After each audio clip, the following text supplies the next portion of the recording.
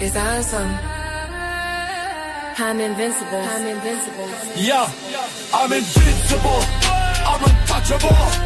I'm invincible. I'm untouchable. I'm invincible. I'm untouchable. I'm invincible. I'm untouchable.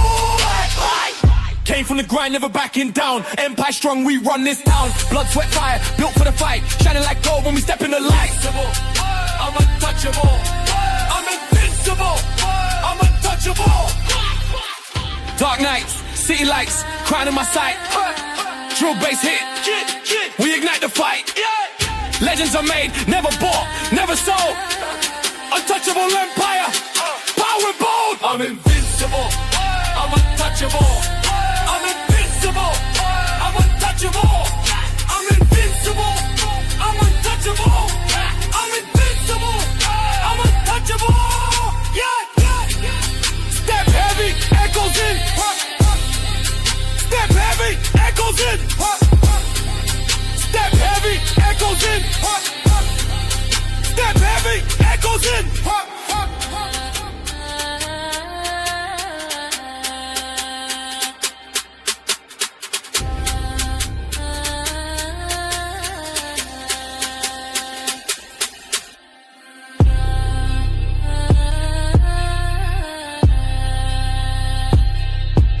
I'm invincible, I'm untouchable.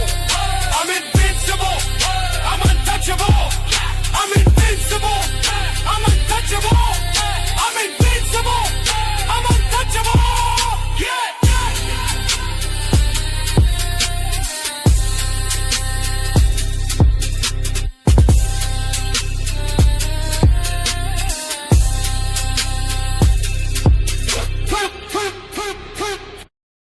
Untouchable empire, baby, built to last. Ladies first, y'all know what it is, Lenny. Ilkan Ali, Ferry on the panel, Sunday 5 p.m. We gon' live again. Hey. Pull up on the set, it's the lady for sure. Talking all that beef, let the real ones know. Cardi versus Nicki, but it's bigger than rap. It's women versus women while we tearing the map. With them crowned up, no shade in my glass. But jealousy's a poison that be eating real fast. At 5 p.m. sharp, we gon' put it on blast. Untouchable empire, baby, yeah, built to last. Yeah, talk slick, I'm the queen with the pen. But why we throwing shots when we should've been friends? The sisterhood exposed, got the world in suspense. Instead of lifting up, we just hop over the fence. Ilkan Ali on the mic, Ferry in the frame. Ladies first Sunday, we ain't playing no games. We bring the empire heat, put respect on the name. Untouchable, baby, we forever untamed. Sunday, 5 p.m., better lock in. Ladies first, guns untouchable, we clocking.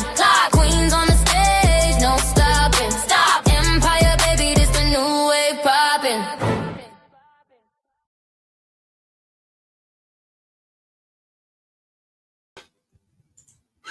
Ladies and gentlemen, the infamous Ladies First show starts. I don't know. Should we start the show? Yeah. Can we go to sleep? We'll start. Yeah, we're going to get into trouble, but let's start it. Let's go. They say men lead the way, and behind every move, every war, every throne, has always been a woman.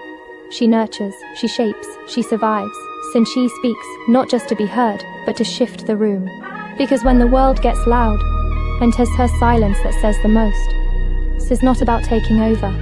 This is about finally being heard. This is Ladies First. Like, a man is gonna do what a man is gonna do. You can't. I wouldn't want a man to tell me how to be a woman. So the real problem with relationship is women have no trust in men anymore. You want me to be submissive to you. You want me to treat you as the king that you deserve to be. If I am not having the mentality of a queen, if I am not having a mentality of a lifelong partner that needs to consider my man and make sure that I'm able to be here and please my man, and think of it in that manner, if I do not have that mentality, I cannot give you what you want. Women really Which is are why- doing that. Like Ali said, most women are focused on getting their degrees, what they want to do, their personal life, making sure that they don't lose themselves in a man or their kids and things like that. And that is one of the issues with dating today. And the reason why a lot of men are cheating is because men aren't getting what they need in the home. In order to make sure your man doesn't cheat, you have to do a lot. It's a lot of work. Y'all wouldn't believe them anyway. So if you are the ones with the issue of distrust, you are the problem. I'm sorry, you can't say a woman is the problem when you initially don't believe her when she enters the market anyway.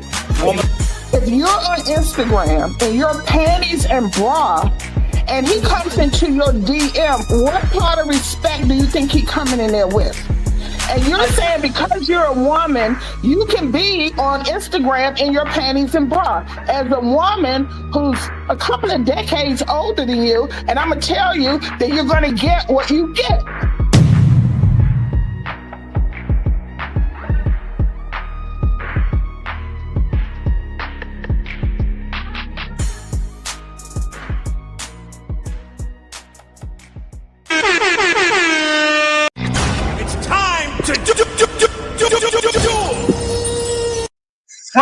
Friends of friends, welcome to another Untouchable Empire special. The ladies first, the infamous ladies first. I hope you guys are doing good. I hope you guys are doing well. I hope you guys attended church service today, okay? I trust you. I believe in you. I hope you had a great day. So, friends, a little bit of housekeeping. Ali killing it on all platforms. Go ahead and follow this man. He's going to be extremely famous and goes to make us rich. So make sure you subscribe to him in all platforms. On my platform, we are 180 subscribers away from monetizing the second channel.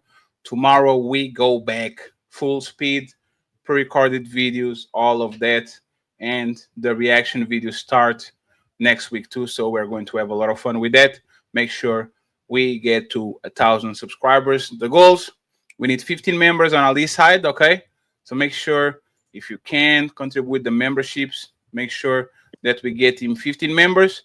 And on the Cash App side, $100, $100. You know exactly where you can support the member. Hey, baby, if you feeling a fatty, hit that like, smash subscribe, and bless the Cash App at $Team Fatty 8.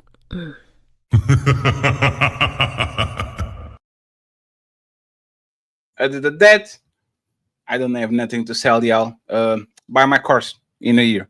Friends, let's introduce the ladies and the gentlemen in the panel. Let's go with the fellas first, because the ladies today are going to take over. Probably. Don't sue me, please. Anonymous Baby in the building. Shout out to my boy Anonymous in the building. We have the lovely LEEOSHA. She is back. Thank you very much, LEEOSHA, for being here.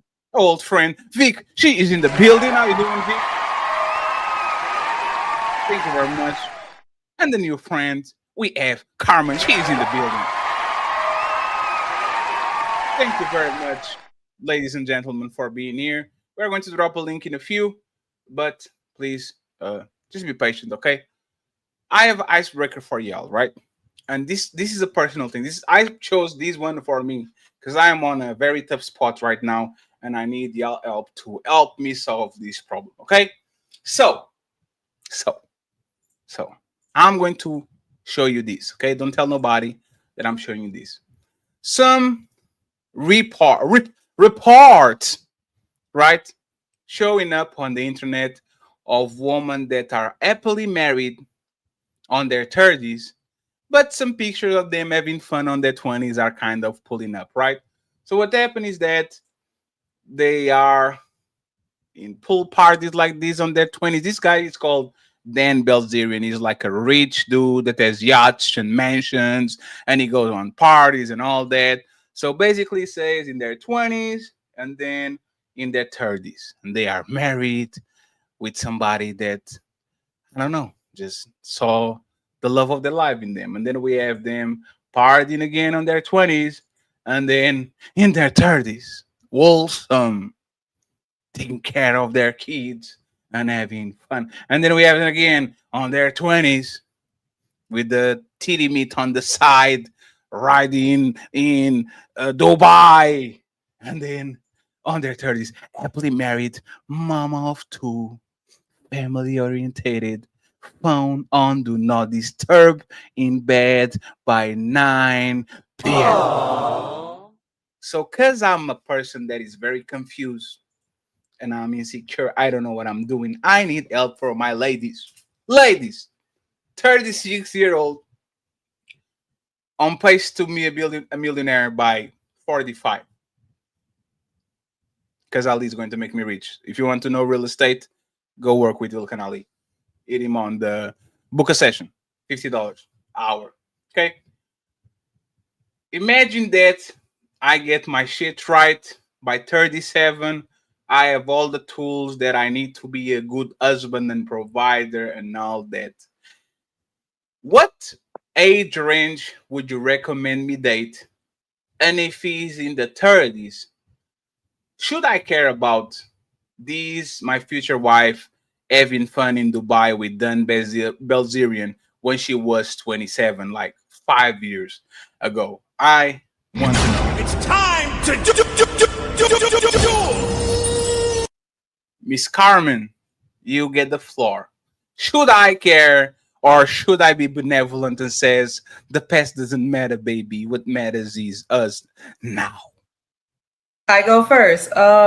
You should definitely care about your past. Just because you did it in your 20s, what? That magically, just because you get a ring on your finger, everything that you did got erased? No. If you were a hoe in your 20s, you're going to be a hoe in your 30s, in your 40s, and damn near in your 40s, in your 50s. So yes, you should care. Yeah, it just because you got ran through during your 20s and you a rebirth virgin, that doesn't exist. You can't erase your past. I'm sorry. What if she was just finding herself? No, I don't believe in and that. She was practicing self-love. She was practicing a whole phase? Self-love. So no, that's not self-love. That's actually self-hatred, because you are receiving all of these men into your life, and not even men. You don't even have to be sleeping around, but even if that lifestyle, what you live in, that's self-hatred. That's not self-love. If you are self-loving, you would carry yourself in a different way. That's self-love. You will preserve yourself for the man that you want. You will carry yourself for the man that you want to get with. So no, that's self-hatred. That's not self-love. So yes, to answer your question, you should definitely care about her past, and you should focus on you 37 and you want an age range that you should focus on, maybe 20, I would say 26 to 32. 26 to 32. I think that's a good range for you. You're 37. So no, yeah. I'm 36. Stop giving 36. Excuse me. Excuse me. 30. So let's go with 26 to 31, right? Yeah. There you go. Ali, you give me different advice? Why you do that? Then Carmen, you said that if she's always, what happened? No, you're good now. You're good. If you said they're always a 3 or if she's a 3 or 4, she's. And by the way, Ali, change the microphone. Yes. Using the microphone from the computer instead. Oh, let me do that. Let me do that real quick. Yeah. Let's get right, man. Let's get right. Am I good now? See. Look at you. Congratulations. Okay. If you.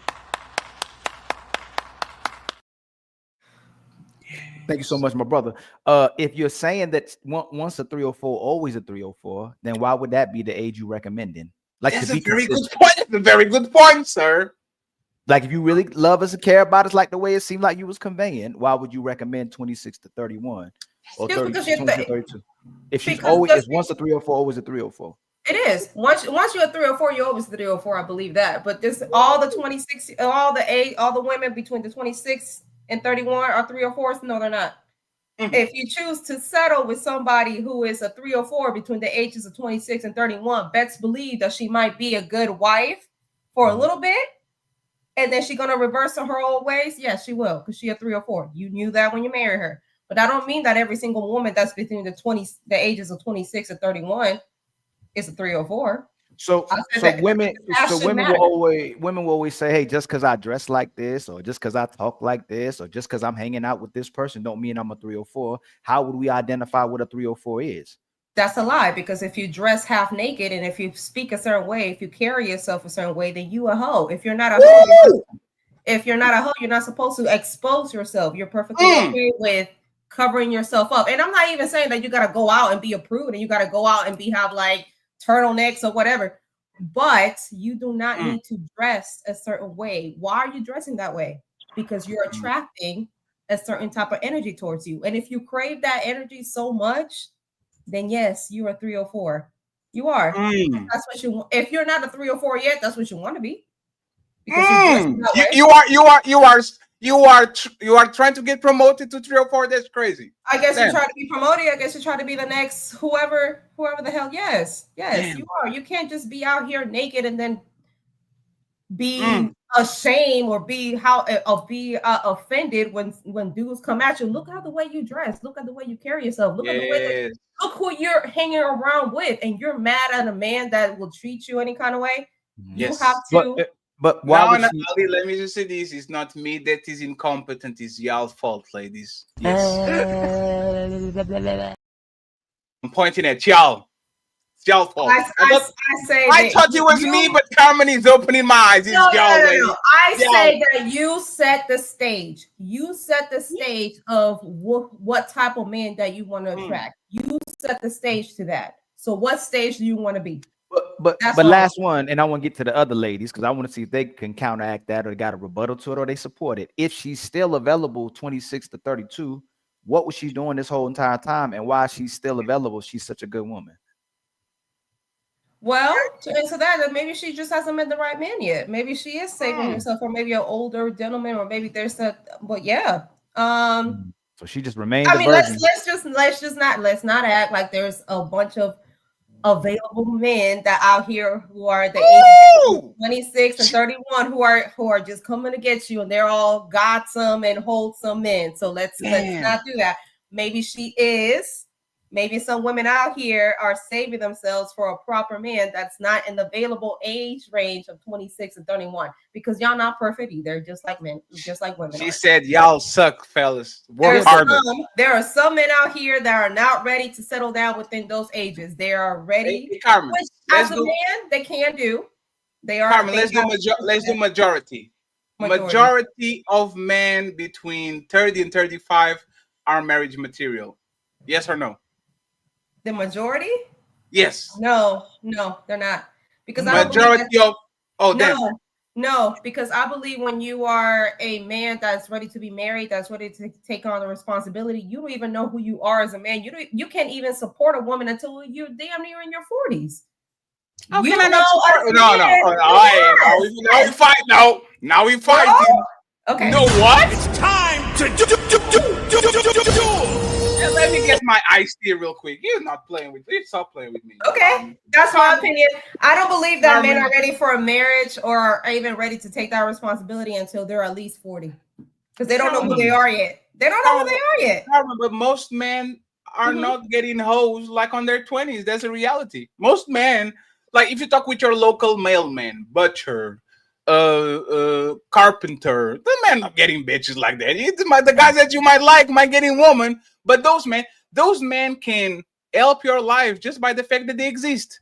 And I'll pay half of the bills. I'll take care of the kids. I'm not saying that maybe you're trying to get to. I'm not saying that you got to be out here getting bitches. I'm just saying that by the time you are in your grind, there's men down here that be like, oh, I want to be up at this level before I settle down. And I believe that most of these men don't get to their level until they're 40. So if you broke, you don't deserve a man. That's what you're basically saying, right? I mean, a woman. If you broke, you don't deserve a woman, correct? If you broke? Yeah. Because that's what it sounds like you're saying. No, that's not what I'm saying. I'm saying I don't think men know who they really are, and men don't know where they want to be until they're in the 40s. But but we all are developing. Oh, go ahead, Fed. But there's this thing, right? Hey, Carmen, this is like the fallacy about you shouldn't be, you are not ready. Nobody's ready for shit. I'm not ready. Like, I went to the pool last week. I was almost dying. I wasn't ready, but it's a good step. I went one time and then I go the second time. Like, I don't think most parents are ready to be parents until they actually have the baby on their end. Most people yourself. are No, not. there's No, you can. There's certain things that you can do that you can prepare yourself. Is everything in life. Most people are not ready to do their job until they actually get the job. Most people are not ready to go have a mortgage without paying 10 years of rent. Like, it's always a step. You don't go for the Lambo, you go for the raggedy car, and then you get a better one, and then you get the BMW. Everything is a growing phase, right? I don't understand why on relationships men have to be ready from the get-go when nobody's ready from the get-go to do nothing. I can, just for the fact that I have $40,000 more, help you save more money. Now you don't have to pay all your money is going to your bills. I can put my money. I might help with the kids just 4 hours, but that's better than 24 hours. No, but at least you know a path. At least you know a path. At least you know a path. So it's not like you out here, you just drop. No, I think you can prepare yourself. I think a lot of things that are under our control, you can prepare yourself to do. And if you can't prepare yourself fully, you damn sure know a path to get there. So, but you can't just get with somebody else when you have no idea where you're going and what you're doing. You have to have some type of sense of direction before you get with somebody else. And that goes both ways. Let me ask you this one question, and then I'll go to Vic, right? Let's assume that you are right. I don't know why I'm at 23, right? Should women be ready to marry at 21, knowing that they're going to be a completely different person at 33? Should they be like, let's use the same type of mentality, right? You are a man, you don't know where you are when you're in your 20s. Don't go ahead, try to cuff woman, and then you are 33, you're a completely different monster, and the person like has nothing to do with what you really want, right? Do you recommend women to marry early, or do you recommend women to marry later, because later they kind of know who they are, because at 21 nobody knows who they are? Like, what would you recommend there if that's the metric? I recommend women to marry early. Why not? Wait, what? Brother. I do. Why? Why wouldn't you want to marry early? So you're saying that a woman can be married early? What is there? So why you want to explore? If we're walking this down, like, this is awesome. We having this conversation, right? Because we get to walk this down.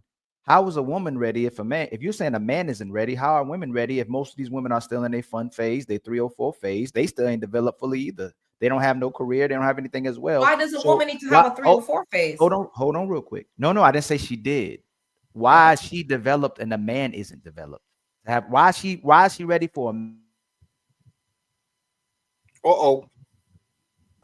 Can I say something real quick while Ali doing buffering? So you said that women shouldn't marry men until they're in their 40s. So if we have to be married when we're younger, who are we marrying then? If the men shouldn't be married until their 40s, and then you said something about the young ages, like who are we marrying? That's actually a good question, Carmen. Who are these young women marrying? And then we go to Vic. Okay, you're marrying older men. It's different. It's different, y'all. It's different for men versus women. Carmen. It is. Are we really sitting here lying? Are we really sitting here lying? No. Carmen, 1 second, friends. 1 second. This actually be awesome, right?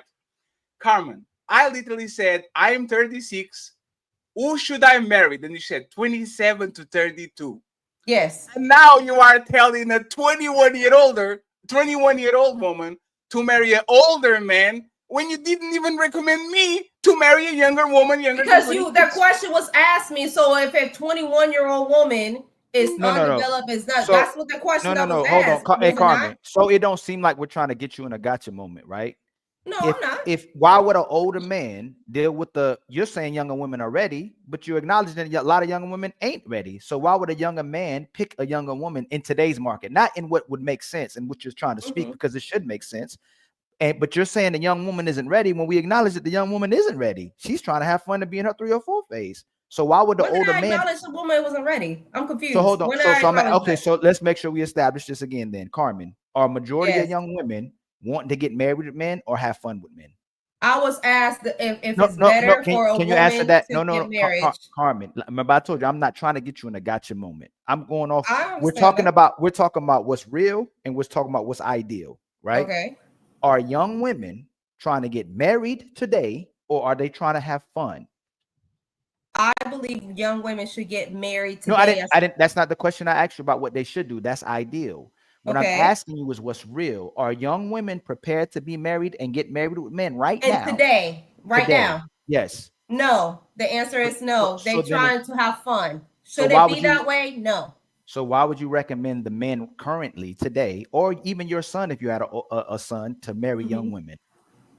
I wouldn't, because the women today are looking to get married young, but that was not the question that was asked of me. No. So it was. No, it wasn't. It was, okay, what was the question? Asked if a 21-year-old does a 21-year-old should be looking to get married, or they should be looking. Did they not say that? No. Fatty asked you what age should a woman be looking to get married. You said younger, and then we asked you why would you say, because you said she's ready, but you just said she's not ready. You asked me if the questions today, are we answering about the society that I think that it should be here today, or are you asking me what I should do? That's the conversation. The reality today? No. The reality today, no, because women are lost. So the reality today is younger women. Yes, I do believe that. Okay, so now watch this. So this is good that you did this, right? Right. Are younger women and older women even ready to settle down? Older women? Oh yeah, even the older women, are they ready to settle down, given the data and what women are doing today? No, I don't think any woman's ready to settle down, unfortunately. So then would you recommend men to get married, period? No. Okay. If we change the subject, no, I don't. I think there is an extremely lack of wife material women out here. Now you're speaking real. I knew it wasn't my fault.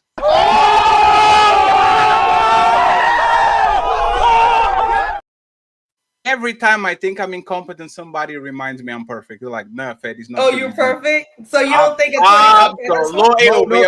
Fatty, don't jump in too fast. LEEOSHA and Victoria, if she's wrong, please rebuttal her. But if she's right, support her. Like, is she wrong about what she's saying, or is she right about what she's saying? I wouldn't say she's wrong about what she's saying, because that's how she feels. Me personally, some of the things that she has said has been contradicting. So I don't know what the fuck she really means, because she keeps going back and forth. So I cannot say if she's right or wrong. I wouldn't say anyway, because again, that's her opinion, and yeah, that's her opinion. So. To be fair, she came back and was trying to be real. But if you're saying you're confused, but she left. She had to come back to be real. Okay. So what would you say? She had to come back, pick it up. So, But what would you think she's wrong about? Again, I wouldn't say the contradicting part. Like it's just like which no, outside of that, no, don't go there. We don't want you to go there. So where do you want me to go? So she's saying that young women and older women aren't prepared to be married today. Do you agree? Do you agree with this? Are you going? I don't agree with that. I don't agree with that. I believe if you're ready to be married, it doesn't matter the age. People grow up differently. Like, I didn't grow up in a household where they was like forcing marriage or forcing me to be married when I got older. I didn't grow up in that household. Some people did grow up in a household to be a wife. So I don't know. I have friends that's married at 21. I have friends that's married at 35. So it's up and down. I'm not sure. I know I'm not ready to be married. That's what I can say. But you just made it about your feelings. That's what you said she did, because you was confused. She was in between feelings. No. Okay, so again, I might have heard wrong. Are a majority of young women and older women wanting to get married? Yes, they want to get married. Are they pursuing it? No. They have the urge. So if I want a job, and I'm not pursuing one, and let's say you in a relationship with one of us, there's 3 men on the panel, you trying to be in a relationship. You said, I want him, but I don't want to pursue him, right? Now, 3 of us, we ain't got no job. And I say, hey, LEEOSHA, hey, Fatty, me, we want a job, but we just ain't trying to pursue it. Do we want a job? No. So do women want marriage? Yes. Are they pursuing marriage? You said some most women, of them. Some women are pursuing marriage, not all. But it's about your actions, like what you're showing Everybody on social media, they want to show their ass, they want to show their body, they want to do certain things that make them look like a 304. Just because they showing skin don't mean they a hoe. I'm gonna just throw that out there. I'm not sure. So what are they? If they're not a 3-0, okay, look, if they want They a a bitch marriage, that want to show skin. If they hold not a on, hoe, no, they a hold woman on, that want to show hold skin. on. If they not a 304 and they want marriage, but they showing their breasts and booty and want resources and attention, what would they be? A bitch that's looking for somebody to marry them. Maybe they get a catch from them titties and that ass. You never know. So are you gonna attract the husband showing your breasts and skin? Hell yeah, you can. You done seen bitches get picked up off the strip club all goddamn day. Yes, you can. Okay. He might be a pimp, but he gonna be your husband. You get what I'm saying? Yes. You can attract that. You can. So most women showing their bodies and showing cleavage and showing their skin, they gonna get their husband that way. That's not what I said. That's not what I'm saying. I would actually agree with it. Like if she had a strong opinion about that, I would actually agree with her. Okay. Because it looks like a trend that women are not getting penalized for showing their ass. They're not. They are not getting penalized for showing their teeth. They're not being penalized for revealing themselves on social media. They're not like, this is why I asked the question before we go to the main event, because we're talking about woman on woman crime, right? But it looks like you won't find the husband if you portray yourself as an ABC. Is not working at all, because women now became very savvy into showing their body without showing their body. Either be like, now it's not the in your face, I have a OnlyFans and I'm naked here. Is I'm going to the gym, I'm going to the club, I'm going to this event.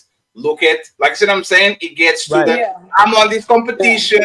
I got pregnant, so let me show you my baby bump all naked on the sesh, like this, the baby shower and all the sex. Like women are finding ways that to be out there to get the people on a more covert way, right? If a fatty, if they want a husband, to your point that you say on here, the men are so thirsty that they would get married with women that's even showing their breasts and booty. So LEEOSHA, even if I gave you all of that, why are so many women still not married? Because men will marry you even if you show your breasts and booty and skin. Probably OnlyFans model, probably the best looking woman that's out there.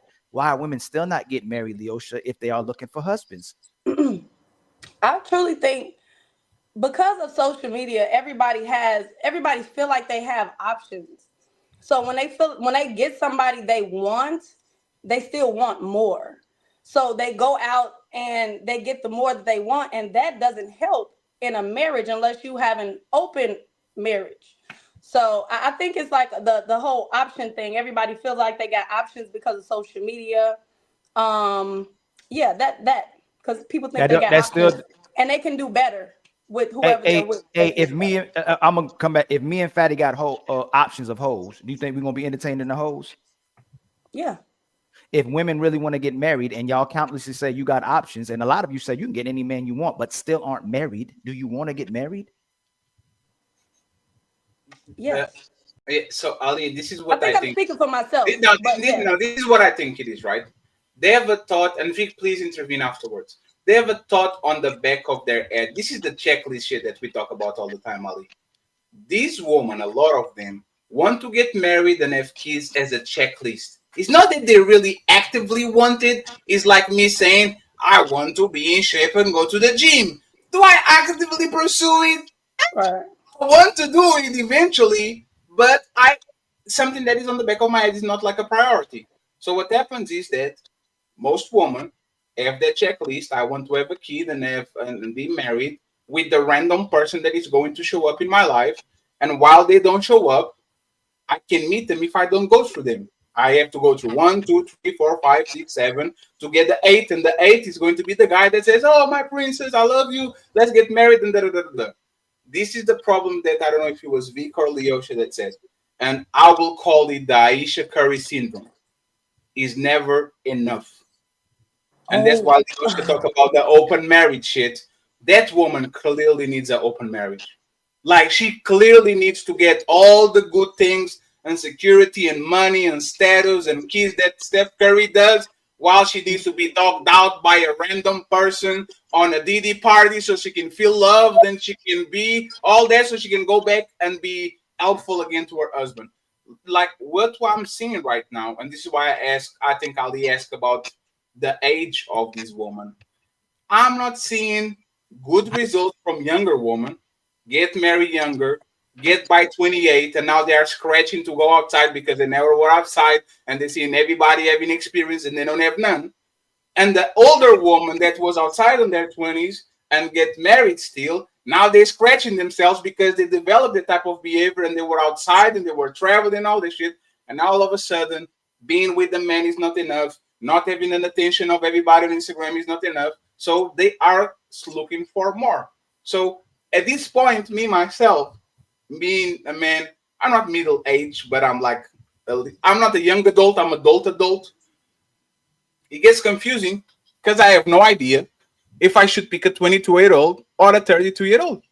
Like it makes no apparent sense. It looks like the people that are waiting their time are getting burned, and the people that are actually marrying very early are still getting burned. And all of these, for the most part, it starts with woman and ends with woman. So I am just confused about what can we do to get woman to not act right, but to have the right mentality when it seems like even the OG 10-year married woman, even the woman that got married later, for whatever reason, don't have the mentality to actually stay on a long-term relationship. Mr. Bays and the ladies, what am I missing? What am I doing wrong? Honestly, I don't think you're doing anything wrong, if I'm gonna be real with you, because a common criticism that men are faced with is that we need to learn how to vet better and not be thirsty, right? So part of us vetting better and not being thirsty is being able to analyze different age ranges, different colors, cultures, races, civilizations, and being able to pay attention to the patterns and behaviors and identify things that we want and versus what we don't want. So the majority of what we're seeing now is a lot of behaviors and attitudes that we don't want to commit to long term. So the fact that a lot of these women are not getting married is a reflection of a lot of men starting to wake up and starting to wise up, and they're starting to vet more, and they're just sitting back looking. They're not speaking too much, but they're just sitting back watching the behavior. They're watching the attitudes. They're watching y'all's mindsets. They're paying attention to how you speak down about men. They're paying attention to all that stuff now. You see what I'm saying? I would agree with you, but I think Fatty is, as much as we had conversations in the back, I don't think they don't want to get married. Like men are waiting to forgive a woman. Men are waiting to forgive a woman's past. Men are waiting to take the woman off the pole. Men are waiting to get her to give up her OnlyFans subscription. They don't want to get married, and that's why I don't think so. Maybe I'm using the wrong words. Even with LEEOSHA, how many women want to be a wife? How many women want to cater to a man? How many women want to cater to their children? How many women want to actually be in the home? They want to be like Fatty said. They want that notch on the belt to become the trophy wife and possibly get assets from a man, get 50% from that man, and get child support forever, or get alimony forever if they can get alimony. How many women want to actually be a wife? And but all these.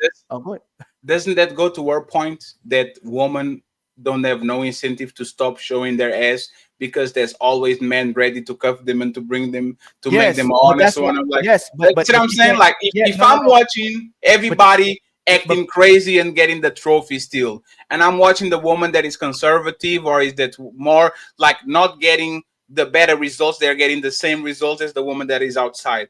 Like, what is it's on them. You are 100% right. This is them. They are the ones that are deciding we are going to wait, we are going to marry. I don't know no woman that puts on her head that she's going to marry somebody by the age of 21 and she's not married by the age of 24. Like, I don't know it, because women date regularly. They have men around them all the time. I don't know. But like I said, it looks like even those women, they regret it sooner or later. And it's like, there's no winning. The woman that married early, oh my God, I wish I was and I could live my life and go travel and be outside.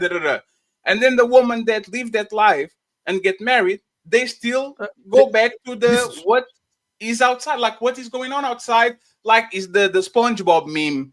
Like the two guys, like SpongeBob and the like running outside, and then somebody on the window looking out, like jealous, looking at the person that is running. Like I don't get what is outside for this woman that is so appealing that they rather be on the cold, in the winter, raining. They rather deal with that shit than actually be inside of a house. It's like the bear. They rather be outside and catch a bear than might get the man over there. Let me get Vic real quick. I was about to say, can I jump in real quick because my phone overheated and it like knocked me out.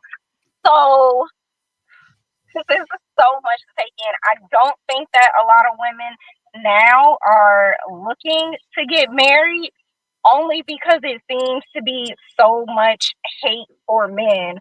And it's like nowadays I'm seeing so many women with women, whether they're their friends or whatever you want to call it, could be a sisterhood or best friends. You see more women going out with women in the club dancing on each other versus women in the club dancing on men. So it's like, okay, well, what's going on with that? Now, some women do say like men get kind of pervy, kind of touchy-feely in the club, which is understandable, but it's like, I don't know, with that situation.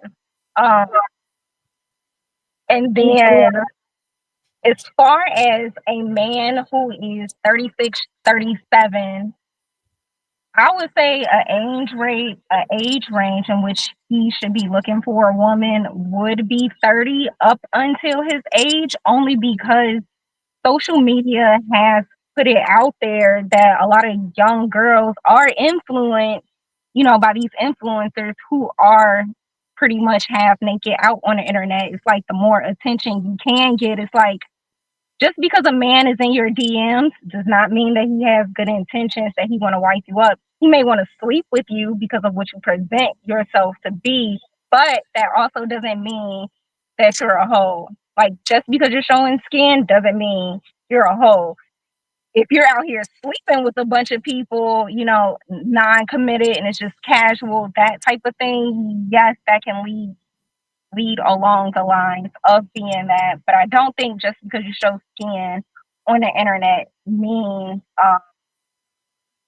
anything derogatory. It is how people perceive it, and that's a whole situation. But I don't think if you're looking to be a wife that you should be out here half naked on the internet, because what true man will want to have to defend himself and his wife against other men? It's like right there, you're putting that man kind of in harm's way. Like you're making it more difficult for him if he has to defend you against other men, like trying to pursue you just because you got your body out there. And wouldn't you as a woman want to preserve that only for your husband? So why put it out? So if you being half naked on the internet doesn't make you a hoe, then what kind of attention are you attracting? Because you're definitely not attracting a husband. Like if you're a single woman and that's not what you're looking for, you're free to do that. But for the women that want a husband and you're still putting your body out there like that, then yes, that is an issue. So that is an issue. So because you're half naked, and if you are a single woman, you're half naked and you're putting out your body, what's the end game? The end game, if you're a single woman, you're half naked on the internet, what's the end game? Is it not to be a hoe? Only because people go through stages, just like a child. A child goes through stages. A teenager goes through stages. Not saying that every woman has a whole phase, but it is experimentation. And that doesn't mean that you can't change. Just because I put my body out there, and I'm not saying myself, I don't believe in that, but I'm not going to shun anybody else against what they do. But if you want to put your body out there because that's the stage you're at in your life, based on the people that you're around or the environment that you're in, people do become a product of their environment. And if you that's the environment that you want to be in, then you can change that. Again, if you're sleeping with a bunch of people, no, I disagree. Respectfully, Vic, I disagree. You don't have to put your body, you don't have to go through a whole phase. You don't have to go through stages at all. why put yourself through that heartbreak if your end goal is to be, if you want to be married, if you want to be a husband, you gotta. If you don't like the environment, you said that you're a product of your environment because that's your environment. If you don't like your environment, then be different. Be different. So why would you feel the need to go through stages, or people go through phases? I'm like, that doesn't make any sense. Why put yourself through all of that heartbreak if your end goal is not to do that? The same way people date different types of people, you have to experiment to know. You can't have a hypothesis and not test it to find out what the end product is. So I have to sleep with 100 men to know what my husband feels like? Is that what I mean? So I'm not talking about sleeping with people. Sleeping, dating, it doesn't matter. Like, I don't have to go through that to know what I want to be. There's examples that I have. I mean, well, but it does matter, Cam. It does. It does. Because if a bitch ain't a hoe, is a motherfucker who sleep with people. So if somebody ain't sleeping with nobody, it does matter. It does. But if that's not your dating style, that's just not your dating style. So it's okay just because you're not sleeping. I get what both of y'all are saying. Like you said, not putting your body on the internet, but your cleavage is out. You don't have a shirt on, not showing your shirt is on. Yeah. Right now, you get what I'm saying? So it's just like people can look at you as a 304 and you saying all of what you saying, but you got them titties. This is a 304 on that camera. A t-shirt. A t-shirt. It don't matter. It don't matter. You got that. It does matter because my whole ass is not out. You got them titties out. That's what I'm saying. How is that out? Okay, it's a shirt.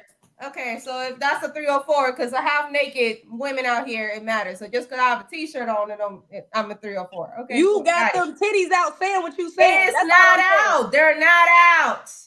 I'm answering your question. They're not out. It is. Is that cleavage? Is that not cleavage right there? So I got big boobs. So what? Is it a shirt? Yes. You can put on a shirt to show. Come on now. It's a shirt. You just said that. You just said that out your mouth. So you pretty much just called yourself a hoe. You just said that out your mouth. You said that out your mouth. I don't think you said a different shirt. And I'm answering you. It is a shirt. And I'm covered up. You get what I'm saying? Oh, all right. You cover up. Yeah, it's a shirt.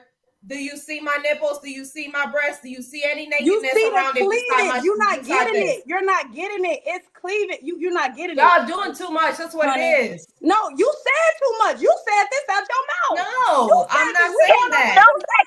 And discuss something that was talked about earlier as well, as far as young women dating older men, because that is what used to happen back in the day, where they had like, I don't know, like 17-year-olds marrying 50-year-old men because for whatever reason they thought that, okay, that man can be a provider. And I can even account for like, but 15. You were saying real quick. Hold on, LEEOSHA, Victoria, LEEOSHA, Victoria, and Carmen.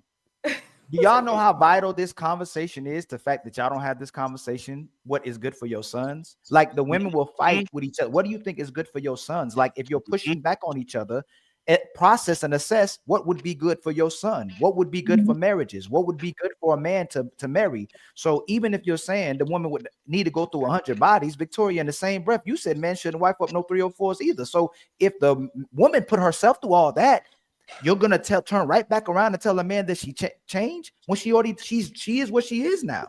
You get what I'm saying? But I don't want to put more emphasis on that. I think it's very imperative and amazing that y'all are having discussion. And this is what we mean by whether the women become sisterhood, whether women becomes pick me, or whether women become aligned with the man, the type of men they want to see for the type of women they trying to be as well too. So I think it's important for y'all to assess when y'all talking, what kind of women do y'all want to be for these men? Okay. So again, for what I think is, again, environment plays a huge role. If you're a woman and you want to date a basketball player or something, an athlete, no, Victoria. Okay. I want to go right where you just justified and said that women should go through all these bodies to grow up and to develop. Would you want your son to be with a woman who got a whole bunch of bodies? And when you found out about it through another woman, your son coming, hey mama, I met Lisa. I love her. She's such an amazing woman, but Lisa told you she done racked up 30 bodies, and this your son is the next man she's been with. And you recommended men be with women who over 30. So that would mean that either she wasn't good for somebody, or men weren't good enough for her. So now your son is next. Would you want your son to deal with Lisa, who got 30 bodies, and now this man, he's the next man? Not and my she's told, son. No. and you take her in the back. You find out. Hey, this is what you really done. She go, yes, Miss Victoria, but I've changed. Are you still gonna want her to be for your son? No. So and again, she could have changed, but again, it depends on the standard that man has. Maybe some men don't care. No, Victoria. Listen. Yes. Y'all are the future mothers. The mamas, when I was growing up, would tell the young girls to sit your behind down, stop being fast. You need to go get married. Today's mothers go, girl, you don't need no man. Do whatever you want to do. The right man will come along, and the perfect man will come along for you. You do what you want to do, and whoever loves you is going to accept that. That's what women being told today. So I'm asking you, as a mother, are you recommending women to do what you just told Carmen? She has to go through it to become a woman, or be a woman who don't have to go through it and get your husband? No, you don't. You don't have to go through it, and I definitely wouldn't want that for my son. I don't know, like. Yeah, but there's the thing. Does that disqualify you? Because it looks like what you're saying is that you going through all that doesn't disqualify you from being a wife to somebody later. Do you think that disqualifies you, or do you think that actually brings no burden to whatever you're going to be to a man, since you changed and you did that experience and all that? It's like working at McDonald's. You had to work at McDonald's for you to get a corporate job, but it doesn't hurt you that you went through McDonald's and Burger King and work on that clothing store. Like, do you think that hinders your ability to be a wife in the future, or you think it doesn't? Yes, it does. But there could be a percentage of men that, accept that. I said it could be. Don't go there, Victoria. Look what Victoria. I really swear to God, I feel like you being intentional and you trying to have an amazing conversation. And you saying what men and women need to be doing to come together, right? Why go to that?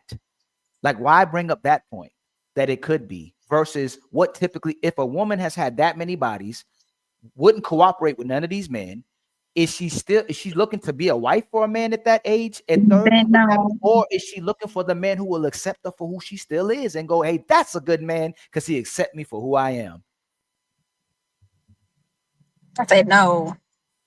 So that's what Fatty's asking you. So why do we go quickly to maybe she can be that way? What do you typically do you believe would happen with a woman who's put herself through that much? And if you believe she can change? Oh, well, no, I don't want to go there yet because we keep wanting to say women change. What do you think? What type of woman is she's going to be at that point? You know what? We love y'all that much, and women love women that much too, because y'all are mothers, that we always feel like women did. She wasn't no 304. She just went. She had the wrong encounter. She didn't have the right upbringing. She always gets grace, but women, because of all this grace, they're not changing. So you say, hey, she could have changed. What I'm asking you is that if she does get to that age where she did all those things, can she typically change? Typically, not that she changed. Can she typically change? Can she typically change? Does she typically change? Let's go. Does the majority of women that go through that phase, do they become better? Do they evolve? Do they change to the point where they can be a wife? Okay. No.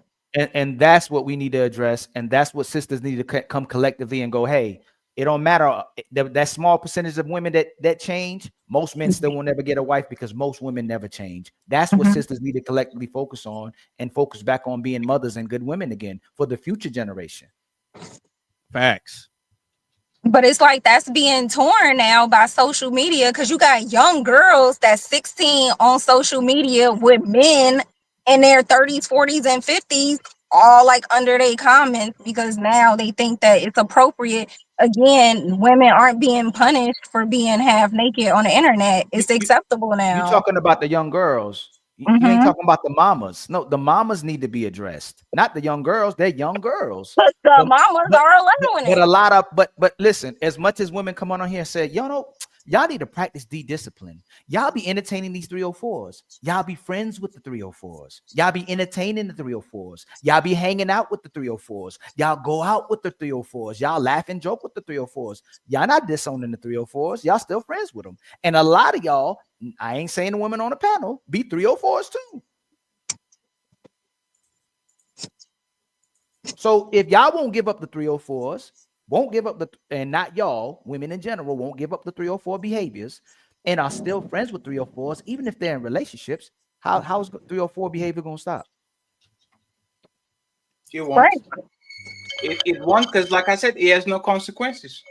Everything that happens and brings you no consequences, people are going to keep doing it and doing it and doing it and doing it and doing it. If people could eat and not get diabetes, not get cancer, not get, if people could drink and wake up next day and there was no hangover, people will engage into the maximum they could because they know they can get away with it. And this is what happened is woman develops such a strong hold of who reproduces, who gets married, who gets relationships, that they know even if they get to the casino and they stay a little bit too much time there, more than they should, there's always somebody at the door of the casino waiting to say, don't worry, baby, I can change you. Don't worry, baby, I got you. Don't worry. This is why women, for example, get into so much debt when they go to college.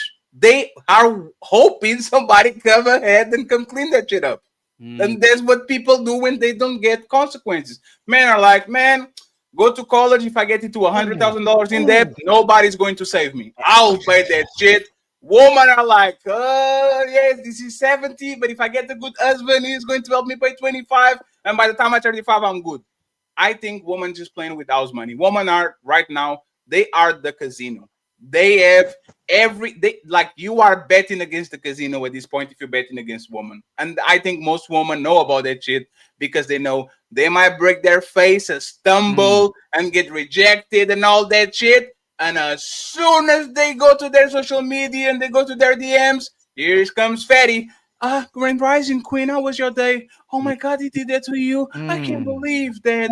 Oh, let's go for a run. I got you. You need to be slim. I go to the gym with you. You need a little bit more money. I got you. Like this is the spoiled kid that never gets consequences. You know when women get consequences?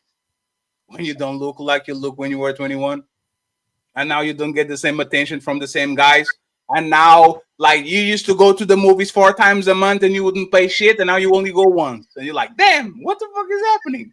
Right? You used to be broke by the 7th and used to go to all fun places because people would take you there. And all of a sudden, the money dries and there's nobody trying to take you to a nice spot. This is when women start to actually turn around and do that shit. And this is why I actually showed the Dan Belzerian dude and the woman. Women are doing this on purpose. This is not an accident. Like this is extremely on purpose. This is, I know I can go with the rich guy parties, the guy that I like, the guy that I'm attracted. Fuck them, go on trips and do all that, because as soon as I get 32, there's going to be this guy that loved me since he was 23, and he can wait to get my scraps. He can wait to get the sexual crumbs that I left in the couch, and he's going to lick that shit like he's the motherfucking gourmet meal. And women are abusing that power. So I will say this. I won't play the game. And I started this conversation kind of a funny way. I don't trust a 26-year-old the same way I don't trust a 36-year-old. Because I think that 26-year-old for this society, she's going to be bored at 36. And I don't trust the 36 years old because she lives so much and has so much experience and so much fun that she will die when she has to stay at home and watch a telenovela per day and change diapers. I don't think, no matter who you are, I still want to know the woman that is genuinely happy on the long term with the decision that she made without craving what she doesn't have. And most women are like that. Get in a relationship, oh my God, I wish I was single. Get single, oh my God, I wish I was in a relationship. Have babies, oh my God, I wish I didn't have babies. Don't have babies, oh my God, I wish I had babies. It's always going to be, I want what I don't have. And personally, I don't have time to be dealing with like people that change their mind every 5 years. There's a lot in stake. a lot of money, a lot of effort, a lot of investment. I can't for the life I can't invest 5 years in you and then I wake up and instead of Bruce Banner is Oak sleeping next to me. Like I can't do that. And if I pick the Oak, it is what it is. But if I pick the Oak, you better not be Bruce Banner in 13 years. I'm sorry. That's not what I pick. I know you can do both. I can do one person at a time. And if you are three person in the same, like you are three people in the same head, which is a lot of times what women are, I don't know how to deal with that. Go to the guys that have results, to the guys that say I'm him, to the guys that know how to control women. I have no idea how these people deal with 2 or 3 people in the same person, and they can just navigate that shit without having problems. Go ahead, you guys got it, and then we change. And this is why, y'all, most men don't believe y'all, or not y'all, majority of women, when she says she's celibate, when she says she got this good guy now, when she says she learned from her behavior, when she going to church, when she going to therapy, because it's to reestablish her reputation. It has nothing to do with her being good anymore. And y'all know it because y'all meet these women and y'all still be like, dang, she's still the same person. And why she's still fighting with men and why she still finds it hard to keep a man as well too. She never changed. All she did was try to restore her reputation. And y'all see it every single day. It's true. And this is why you should find a partner that is equally yoked to you. If you're a man, you shouldn't be looking for someone who could have possibly been a hoe. I know you ain't just do that. Hold on. Victoria, you did it twice. Hey, Victoria, if y'all were men on here and we knew they were deadbeats and we knew they weren't taking care of their kids, they were deleting people, we would say, hey, men, do better. Do you realize every time we talk to men, we go vet better instead of women need to be better? We keep telling men to vet better instead of telling women to do better. We quickly want to come back to the men and go, hey man, y'all entertaining them. Hey Victoria, if you knew, we just had this conversation with y'all where we saying it's hard to pick from the young women and the older women. Would you promote the men to deal sexually with women or to marry these women? The women now? No, look at the screen when you tell me the truth. Yes, the women now. Would you tell men to wife up today's women or to have sexual relationships with today's women? Just to have sexual relations. Just because majority of women, I feel like they're going down the wrong path. Yes. So what we all said was, even if y'all let y'all worse, we'll still wife you. Women are the leaders. If you want to be a good woman and you want a good marriage, you're gonna be a good woman. But if women want to still be out in the street, if they still want to be 304s, if they want to still invest in these broken families, y'all leading the way because y'all the gatekeepers to all of it. No. Change the question. Hey, Vic, how should the man deal with you? Right? Because this is the thing, right? Listen to what I'm listening. I am listening to. Nah, it's not worth it, Fatty. Don't go dealing with this woman thinking they're princesses when most of them are monsters. Now I like you for whatever reason. I like your color, like your how do you call the collarbones? I like it. They look like you are in shape. I like your hair. I have your IG and all that. Should I treat you like you're telling me to treat this woman, or should I treat you like something serious that I want to actually build something with? Treat them how they present themselves, and then I would say get to know them. I'm talking about you. We are ready. Yes. How should I treat? By the way, Vic, how old are you? I'm 34. Okay, 36, 34. Nice to meet you. Right? We got here somewhat. We walk a lot. We been to a lot of schools, a lot of jobs. We met a lot of people. We probably their fun phase, all of that. Me and you, right? We got here right now. We are a little bit more experienced. We've been for 3 decades in this planet. How should I treat you if I wanted to date you? So don't talk to me any type of way. I'm a respectful woman. I don't put my body out on the internet. Like I was raised by a single mother, but I had my dad in my life who taught me so much of what not to do. I don't want to say I had a guarded childhood, but I could say right now I could count my bodies on one hand. So let me just put it like that. So I know that I want a man that's gonna respect me in a way that it's just you when you know you know. Like say pineapple if you don't want to answer this. How many boyfriends did you had? all together, I probably had 7 boyfriends. So how do you have 7 boyfriends and 5 bodies? I did not sleep with all of my boyfriends. Okay. So now we're going to talk with each other, right? Mm-hmm. You had 7 boyfriends, right? Let's assume that you only had sex with 5, right? You are telling me that you never had casual sex with a man that didn't call you girlfriend. In 34 years of college, work, party, fun, and all that, you have 5 boyfriends, 7 boyfriends, didn't have sex with 2, so that makes 5 bodies. You are coming to Fatty, the fat one from Portugal, and you are going to put on my plate a ticket saying, I never had casual sex with nobody, even though I have 7 boyfriends and I've been on this planet for 34 years. Is that what you're saying? Yes, 1 situationship. That's it. So wait. Stop the cap. That my hands are here. This is anonymous based. This is not Fatty. Player 1, don't get mad at me, okay? I didn't play nothing. So this is what I'm going to tell you, Vic. Take this as face value, right? I don't believe you, and nobody will. Okay.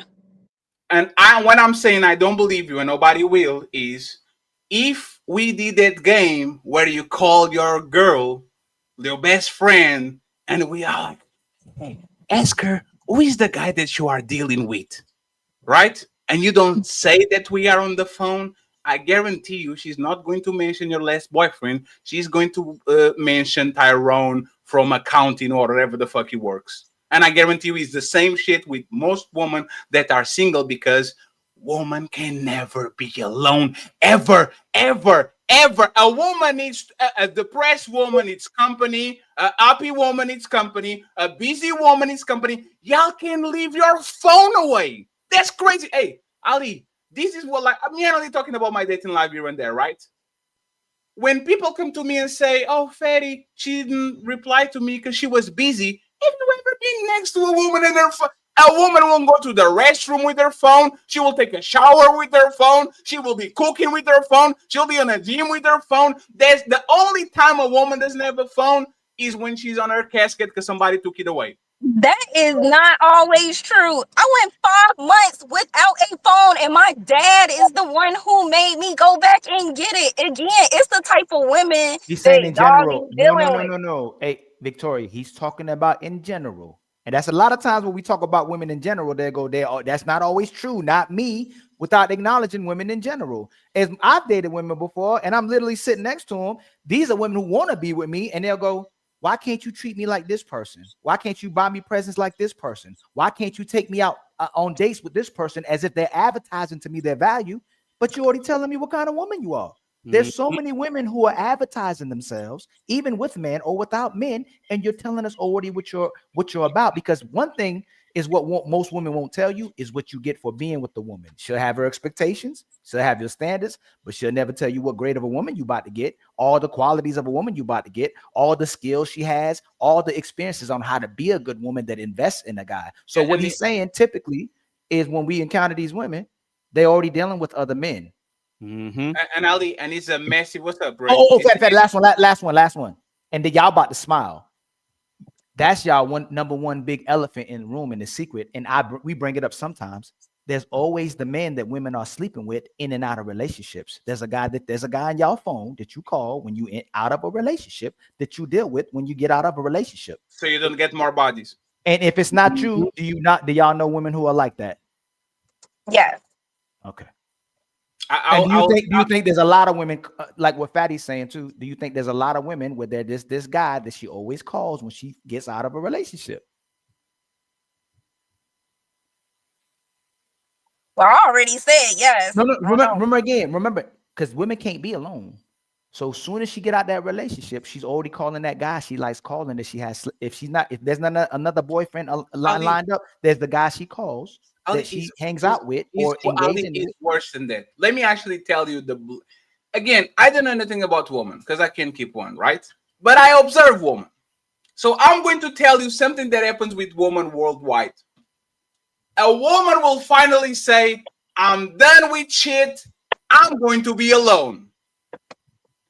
And her motherfucking best friend, Keisha or Karen, is going to say, girl, let me introduce you to this guy, girl. Let's go there. Like, he's always like this. Even when women, like, put their foot down and says, you know what?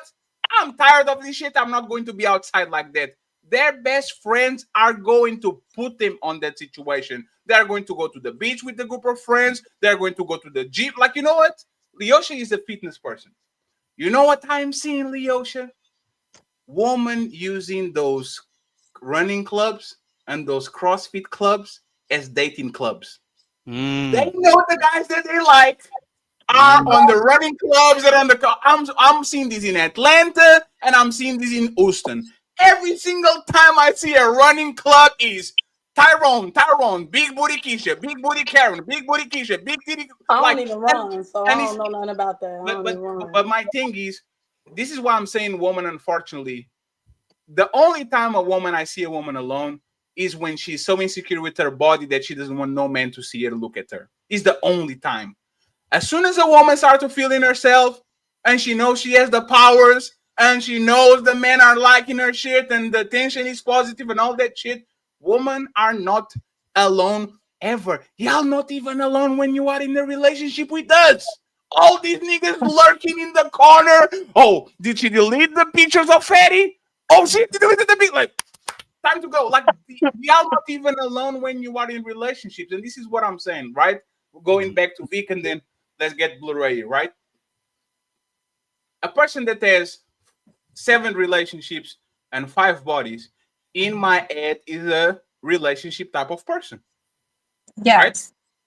Right? But there's a tremendous red flag because if you are a relationship type of person and you are not married by the time you are 27, 26, 25, why are you on these cold streets with us? I'm not marriage-minded and you are marriage-minded and we both walk in the same streets. For what? Like, what is the reason that the person that doesn't have the same mentality as me is finishing exactly on the same position as I? You see what I'm saying, Vic? Like, how would you explain that? And then we go to Blu-ray, read the super chats, and go to the main event. Friends, there's 327 people watching, okay? Ilkan Ali, Anonymous Bays, all of that. I appreciate y'all. I need 1,000 subscribers on the Shut Up Fatty show. So please go ahead, subscribe, and then go back to the place where you were. How many likes do you got? The likes looking slack too. Yes, like the videos where you are watching. And please, if you're watching, I thought y'all loved us, man. Yes. And thank you very much, Dr. Click, for the Cash App. We need $80 on the Cash App to get all the goals. So please, I hope you guys have been fun. We are getting somewhere, friends. Be patient. Be patient. The untouchable empire will strike back. So, Vic, explain to me, how does a marriage-minded person arrives at 34 in the same situation as a 36-year-old man that only looks at women for fun? Good question, Fatty. Just because I was engaged, but it wasn't meant for me to be married to that person. And I'm glad I did not marry that person.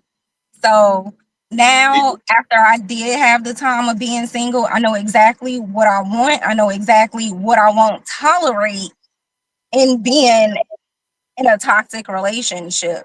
So when was this? When was what? The beginning of the relationship? Yeah, when is this relationship that you're talking about?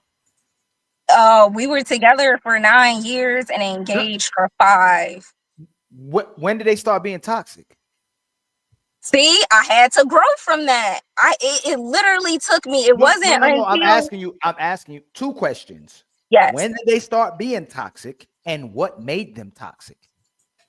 They started being toxic. It was probably about 1.5 years in. Again, I ignored the red flag.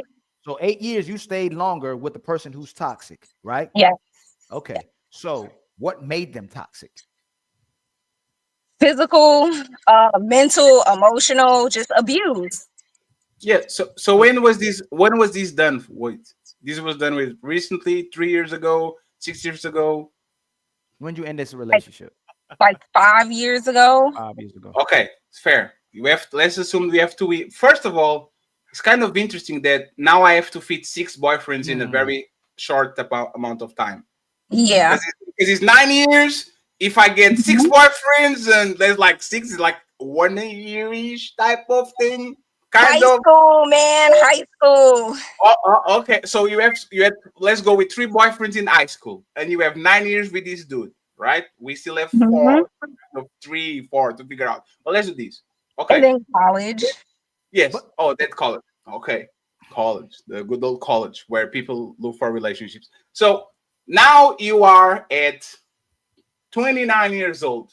You need 2 years to heal, to be alone, to love yourself, to put some potatoes in the ground and watch it grow. All the things that women do when they end the relationship. What happened on the last 3 years? I will tell you what happened on the last 3 years to me. YouTube and some Brazilian ass, for the most part. Nothing more, nothing exciting, nothing over, like not literally nothing. I'll tell you, last 3 years, I've been here, and then I leave here. I'll be watching my anime and try to get some ass here every 3 months, and then I go back here, right? What happened on the last 3 years? The last 3 years of the relationship? No, the last 3 years from 2000, from the pandemic, 2022 to 2025. Yeah, I started my own business. I'm in several businesses right now. I am in a sisterhood, but I don't think that it's time for me to cross over. Like, they are trying to get me to cross over, and I feel like I'm not ready yet, and that's something that has to be discussed. So I had to go through my own growth process, like, after all of that. Are you ready for love? Yes. Are you ready for me? I don't know you. I just want to say that it is possible. I mean, I've been married for 3 years. Hold on. I still don't want to go too It's fast. possible, people. Hold on, Carmen. There's so much negativity in this Oh, chat right I- now. Like that. I'll leave a second. Carmen. Not all women are bad. Not all men. No, not all women are bad. Carmen. You doing that too, Carmen? Carmen. Distractions. Carmen, let's do the social media comes with. Everybody gets distracted because of social media. That's something new that us as a generation, we have to deal with that our ancestors did not. But it is possible, people. It is possible for you to find someone to commit yourself to, regardless of all the distractions. Why say, Carmen? Why say that when I'm not gonna say LEEOSHA because LEEOSHA won't fully commit to it. No, apparently LEEOSHA thinks I'm a 304 because I got a tank top on. So whatever. If majority of what y'all said was majority of these women are not marriageable or someone to commit to, why are y'all trying to turn right back around and go it's probable? Why talk or it's possible? It's possible. And no, y'all said general. Y'all said general. There's still women out here that don't have no. Y'all said Carmen, in general. Women, you said in general. Are most women marriageable? Carmen, are most women marriageable? In general? Yes. No. Okay, but there are, just because in general doesn't mean that there's nothing. So there's no possibility. Okay, so Carmen, hold on. Zero possibility. Got it. Because you took us back where Victoria took us to, and LEEOSHA took us to, because y'all take us right back. As much as you say we're gonna commit to good women. Hey, Blu-ray, Fatty, is there a possibility that you may be able to encounter a good woman today? Of course. Yes, it's possible. So we all know that. Why go right back to it as fast as you can to go back that it's probable when none of us would disagree with you that it's probable? Like you got to take us right back to, man, let's not make these women look like this instead of sitting. That's not what it sounds like. It sounds like Carmen, it's because Carmen, like shout out to Little Podcast. It says this: no matter what type of woman you are, all women are feminists. If you go deeper to the, all of them are feminists, right? And the feminist, the sisterhood is, you might be a traditional woman, married with all things going on and all that, and you might literally be on woman neck, but you are always going to leave the little bit of the door open to say, don't worry, fellas, it's possible. After you've been saying for, I don't know, many minutes that this generation is tainted, it is difficult to find the marriageable woman, right? And there's not like, we kind of understand why women do that, because women are not confrontational for the most part. Like, they don't like to go at each other. But Carmen, the thing is, and let's be honest about it, right? Just because it's possible for me to turn a 3 or 4 into a wife. It's possible. Doesn't mean it's probable. It's very possible, right? But if I brought Amber Rose, right? If I brought Amber Rose over here and I put myself on the big screen and you saw Amber Rose walking around, or I don't know, let's go with Black China. Y'all be looking at me a little bit funny. Hey, Fatty, you're taking it to the extreme. You're taking it to the extreme. You're taking no, it to Carmen, women that have multiple bodies. I'm not saying that. Not all women out here have multiple bodies. No, Carmen. Let me just no, Carmen. You didn't understand, right? So this is what I know about Black China and Amber Rose. They are hoes. I know I'm dealing with the bull. Yes. Yes. The problem that we're having with regular women is that I have no tool to verify if what Vick is saying is right. Vick might have a mysterious life in LA, been going on swinging parties, giving a crazy life in college and all that shit. I'm not talking about celebrities, Fatty. I'm talking about the average woman out here, the average girl. Carmen, you are not listening. You are actually not listening, right? Okay. You know what repackaging is? Okay, yes. Okay. If I am a good repackager, you have no idea who I am. I might be a abuser. I might be a woman beater. I might be a drug dealer. In Portugal, you can find nothing. Everything is behind the wall that is actually reserved to the state. You can even see who child molesters are. So I could be the most incredible, meanest, ridiculous criminal in the planet. I could be a James Bond villain. And I could come here, repackage myself as an honorable man, and you will get no idea, because there's no idea. Like, nobody can figure it out. You see how we're going to the extreme, not the average person. I'm not. No. You're going to the extreme. You're going to all the way over here. Carmen, you're doing. Carmen, there are the general people. You're doing. No, I'm not. Carmen, you know what? Carmen, ask her how. Fatty, ask her. Hey, Carmen, how is he going to the extreme? Because he's going to, I can be the most villain. I can be a child. I can be a ex-offender. That's not the extreme. And then the other extreme is, well, a Black China and a road, whatever. I'm not talking about the extreme. You are focusing, Carmen. Fatty, you're going to the extreme. You're making comparisons that is extremely polar opposites. I'm talking about. I'm sorry to interrupt you, Carmen. Sorry, Carmen. Sorry to interrupt you, Carmen. You are listening to names and you are focusing on the names. Forget the name. Carmen, listen to me. Yes. I know who the celebrities are because they have a public track record. I can see who these people are. You can see that Kanye is crazy before Kanye gets into your life. There's a track record of being crazy. What I'm saying to you, Carmen, is not like celebrities. I have no idea who you are. And when I get with you, an average woman or Vick or LEEOSHA, you can be the most nastiest woman in the other side of the hemisphere. So what you're saying is, I meet 5 men. I can meet 5 men out in the street, and 4 of those men are child offenders. Based on your argument, because you're going to the extreme. So I'm saying the average. Hey friends, I bought a new shirt. This is my jean shirt. That was not what I said at all. Okay. I'm just going to the Carmen, that's not what I said. Carmen, listen carefully, Carmen. Ila as this. All right, maybe I'm not listening. So no, it's fine. And then we go to Blu-ray, and then we go to the rest of the ladies, right? Ila went viral. There's a guy called Ilazophical, right? And he went viral saying this: we don't know who are the good woman and bad woman. They are so close to each other. They care for each other. They dress the same way. They post on social media. They go to the same clubs, to the point where the average man doesn't know if you are a good woman or a bad woman. So if I see a pack of lions, I'm not going to stop there and say, who is the good lion and who is the bad lion? I'm going to run because I don't know who the good lion or the bad lion is.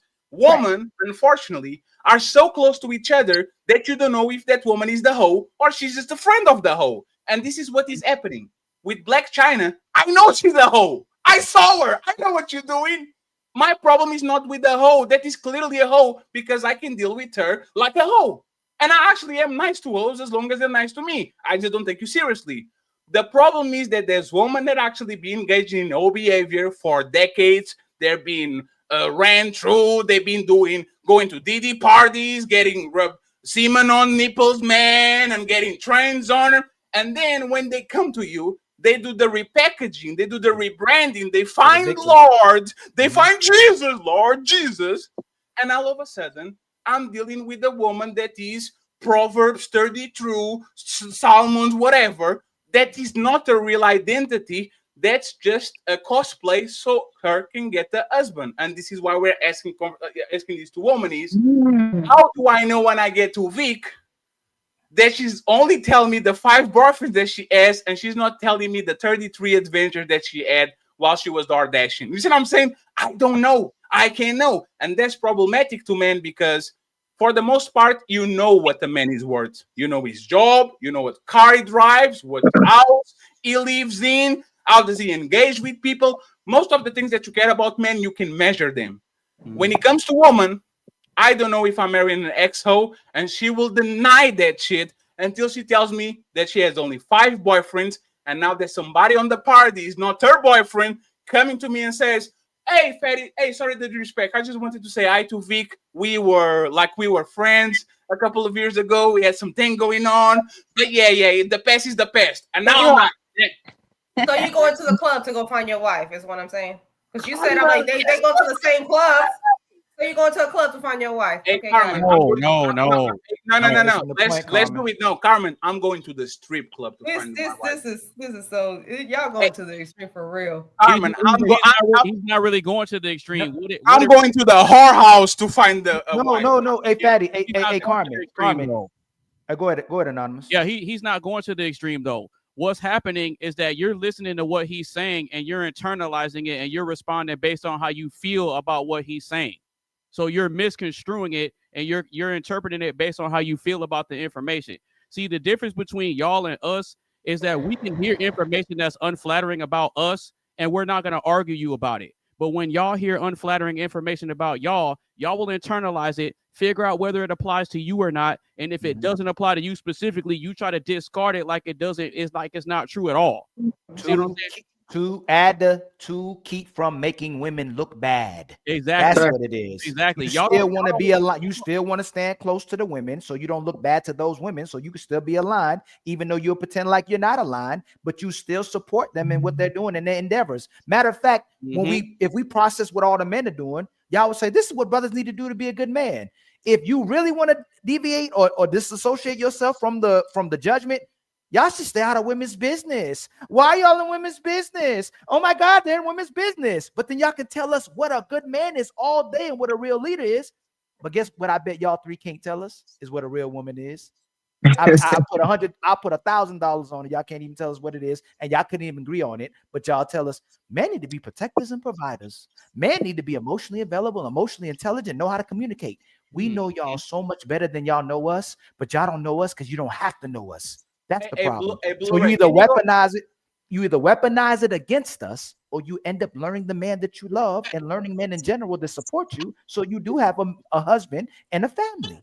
And Tony Golden, thank you for the cash app. I appreciate you. Blu-ray, please pick it up right after me. I have last question for Carmen because Carmen trying to put me on a stripper house. I got you, bro. I got you. She's trying to put me on the strip club, and I'm fighting to get out, right? And there's a mosquito in there. That's crazy, motherfucker. When I catch him, I'll fuck him up. So Carmen, don't mind my mosquito thing. You said that you're married. You can say pineapple, okay? It's free world. Say pineapple. Don't answer. You said you're married you are married for 3 years, right? Correct. How old are you today? I'm 33. What were you doing from 18 to 29? From 18 to 20, what? What if you are if 30, 33, 33 years, what were you doing from 18 to 29? From 18 to 21, I was single.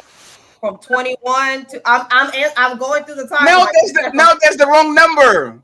It's my accent. I have a denture. I have a fake teeth over here. You can you don't know it. It's the English. It's not different, right? Okay. From 18 to 29, there's 13 years. I'm trying to answer you. Those 13 years, right? In that 13-year span. In that 13-year span. Okay, let's go through the fine line. The first 3 years, I was single. That's 18, 19, 21. Okay, then I turned 21. No. You're moving too fast. Moving too fast. Carmen. Moving too fast. Move too fast. Single, so wait, single is a lot of things. I'm single. Right? It didn't count. 18 to 21. Single and alone, right? Single and alone. Yes, I was living with my parents. Yes. Lonely. Oh, wait. Hey, anybody was fucking on hoes while living with your parents? Fellas, anyone? Yep. Do y'all want me to answer the question or not? Because I'm trying to answer. Hey, Carmen, you keep asking. Were you dealing? Hey, Carmen, from 18 to 21, you see, I was living with my mom and dad. I was driving their car. I was cooking. I was single. Then the question was, Carmen, I'm actually direct. Were you dealing with any men from 18 to 21? Sexually. No. Hey, why'd you look over there? Why'd you look to the left? No, Carmen. I'm looking at the camera. I'm Carmen. looking at the camera on the other person. Oh my God. Okay, hold on. Hey, Carmen. When I was taking a woman home from like 17 to 21, I was covering their mouth. Okay. I'm answering the question, but y'all don't want to believe it. No, I'm talking about me, not you. It's just me. I'm just okay. What's now not the question asked for me? No, it's fine. Now so you were a virgin until you were 21. What happened from 21 and up? Okay. What? You were a virgin from you were not ask me what I was doing for 8 say that, fatty. No, wait. You see what I'm talking about? From 18. I'm trying to give you the time, but y'all don't want to answer. You know what? Hey, Blu-ray, I'm sorry. This is something wrong is not right. Okay.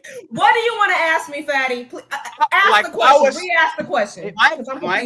My question, the original question is, yes, if you got married at 30, which is the I got married. Yes. Okay. Yes. What were you doing from 18, which is the grown-up age, to 29? And the thing is, if you are telling me that you were 18 to 21 on your parents' house and you weren't engaging with nobody, I mean that you kind of a virgin, because when you were 16, you were living with your parents. When you were 17, you were living with your parents. When you were 18, you were living with your parents. So you are telling me that you were immaculate. Am I telling you that, or are you assuming that? No. Hey, Carmen. Just go ahead and ask her directly. Carmen, were you waiting on your husband, or were you outside some? When I was when? At what time are you talking about? Let's go 18. Let's go below 21. What? So we changed the time frame now? No. I just wanted to play safe from 18 to 21 because we are grown-ups. Let's go from 21 and below. Were you having fun, or you were saying hallelujah, go to Sunday church? Like, were you asking me if I was a virgin when I was 18? Technically, yes, but I don't want to say that. Okay, no, I was not a virgin when I was 18. I have sex with my high school boyfriend. Does that answer your question? Okay, perfect. Now let's go to 21. Great. So now we're past that. Now I'm telling you that I was not 18. I was not a virgin when I was 18. Now you're asking 21 to 19. What I was doing between 18 to 21. Yes. 21 to 29. Were you waiting? No, Ali, you're jumping. There's too many phases. We have to go through phases. We have to go through seasons. Let's go 18 to 21. What was happening there, Carmen? I was not a virgin when I was 18 to 21. That's a fact. But you were. Was I messing with somebody when I was 18 to 21? So you only had one boyfriend, right? You only had one. Hold on, let her answer, Ali. Ali's dropped for interrupting Carmen. We love you, Carmen. No, I'm trying to answer, but y'all don't let me answer. So Okay, so 18 to 21, Carmen looking beautiful and all that. She's feeling herself. Was Carmen inactive from 18 to 21? From 18 to 21, Carmen was not entertaining nobody. Why was Carmen not entertaining nobody? Can I answer that? Yeah, of course. You can. Because the the boyfriend that I did have, my high school boyfriend, have moved away. So So you that's were- why Carmen was not entertaining nobody else from 18 to 21. Now, what happened after that? Can I answer that? Because it's 13. No. Let me give you a round of applause before. Okay. Carmen was, oh my God, she was fertile. 18, 21. But Fatty, let her answer your question. Dude, we need to go. Like, I'm just narrating because I wasn't like that. No, she needs an applause. She controlled like the probably earliest time of her life because she was heartbroken, and I feel like he moved away. She needs time to recover. 21. Now, 21 and 25. Let's go 4 years. What was happening through? You're in college, right, Carmen? Yeah. Ooh, let me play this for you real quick.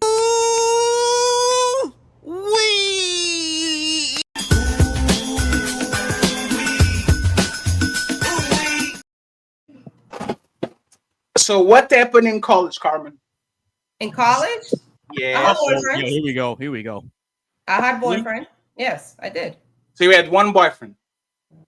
Yeah, I did. Okay. So then On what and off. happened? So what happened to that boyfriend? It didn't work out. During college or after college? During college, it did not work out. So then Oh, when really y'all happened. break up, you were inactive again during all the college time that you were in college?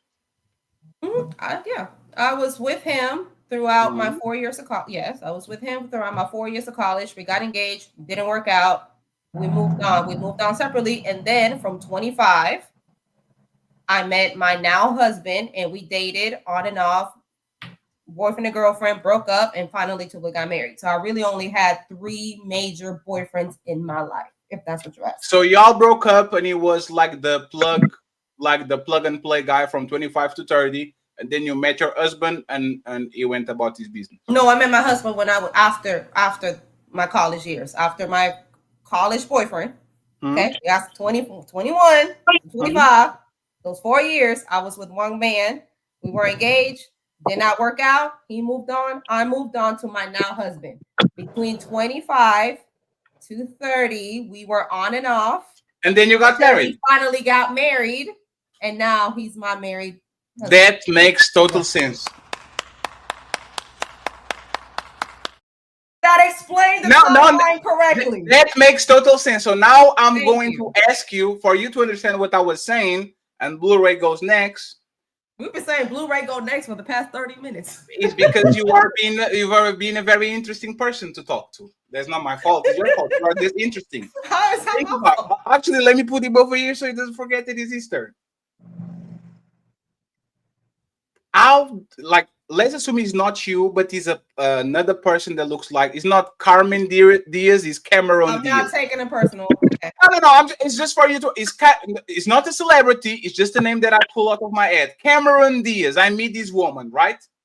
Okay. And she tells me that she doing exactly what you did from 18 to 30 when you get married. How can me as a man verify that she's not lying other than hope and believe that she's not? You don't. That's why you have to take a leap of faith and trust in each other, because it's in the same amount.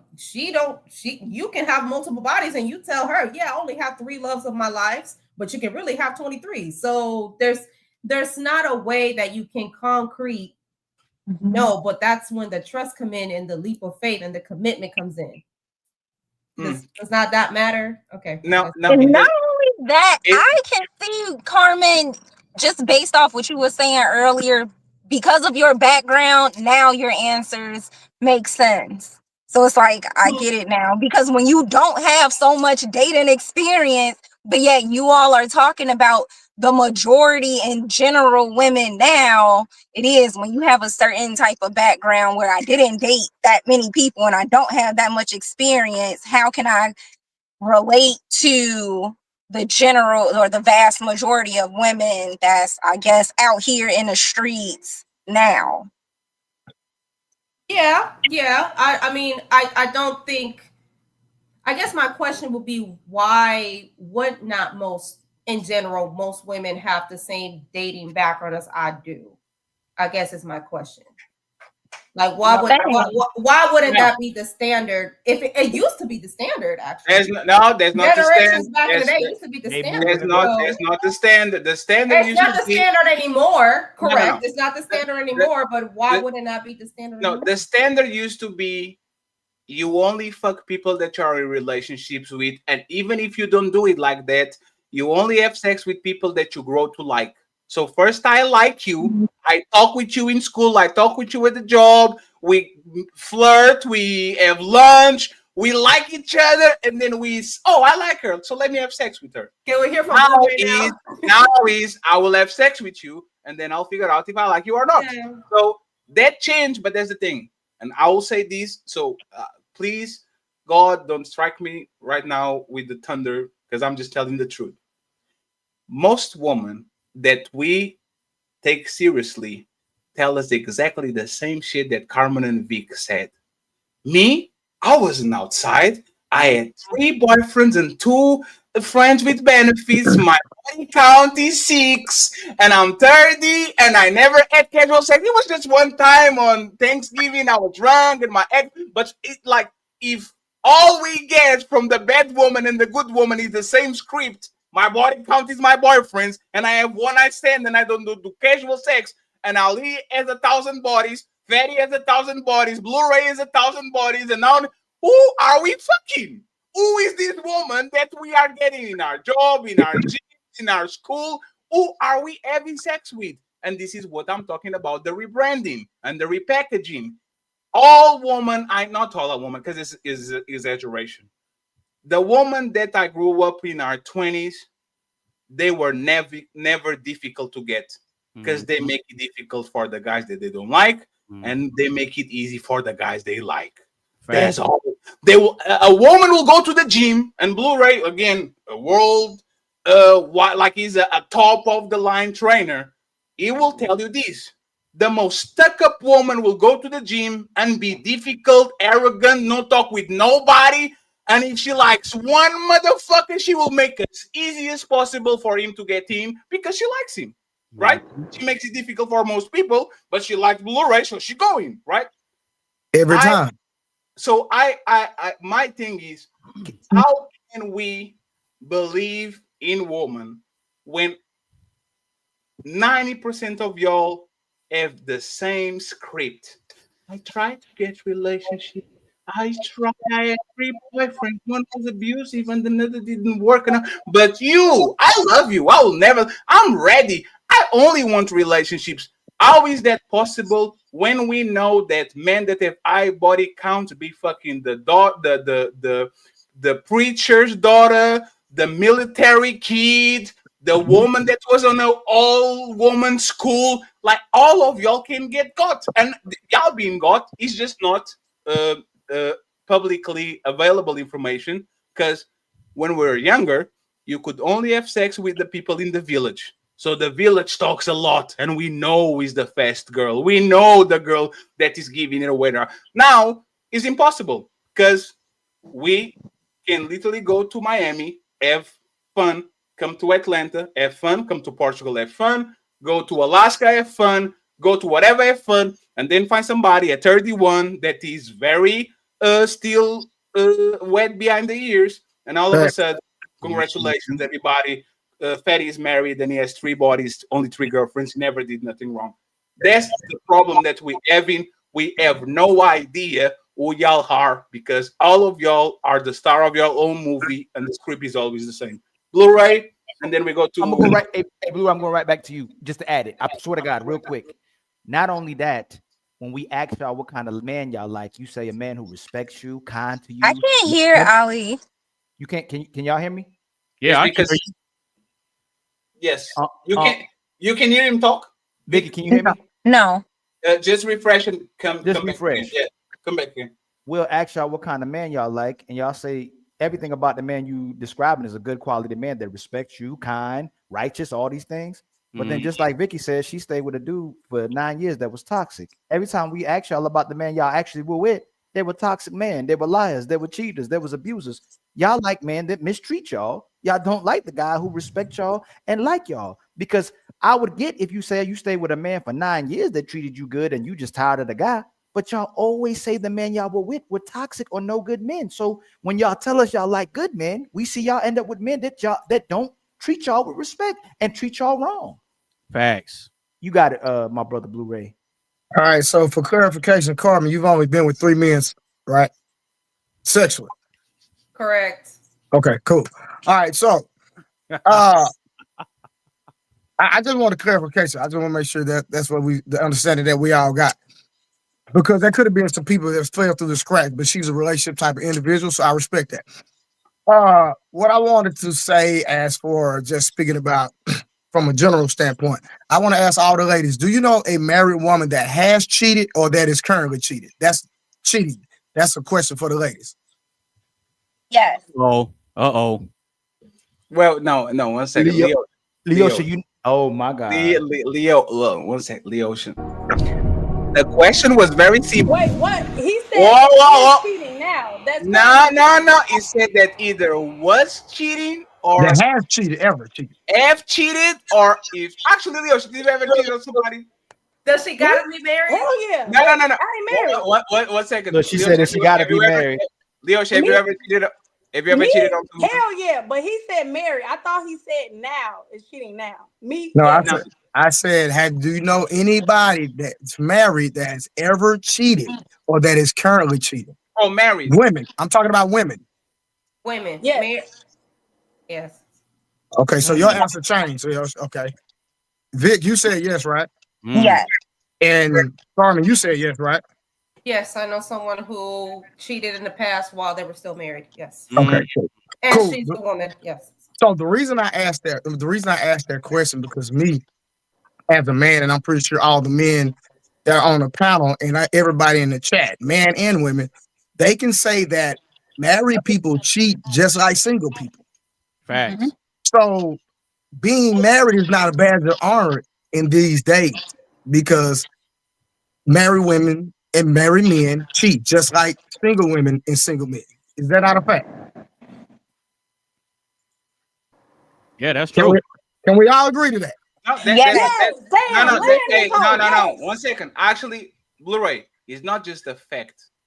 Married women are the easiest to crack. Go ahead, you got this. Married women are the easiest to crack. Get the bored married woman. She doesn't need no texting. She doesn't need no texting. She doesn't need no roses. I mean, my answer to that, Fatty, if you're not married, then you're single. So if you're not married, you're single. So how is that cheating? Wait. Ooh, now you're on that time, Carmen. I'm telling you. Do you see what they're doing? Hey, Carmen. I'm playing the same way y'all are. Carmen, one question, Blu-ray. You got a Blu-ray. I got you now. You good. Hey, Carmen. So if your husband engaged in sexual or emotional relationships with other woman while you were boyfriend and girlfriend, would you still marry him? Yes. So if your husband, like, let's assume 6 months before y'all got engaged, if you find out that he was outside, right? Would you accept his proposal and marry him? Yeah, it's not gonna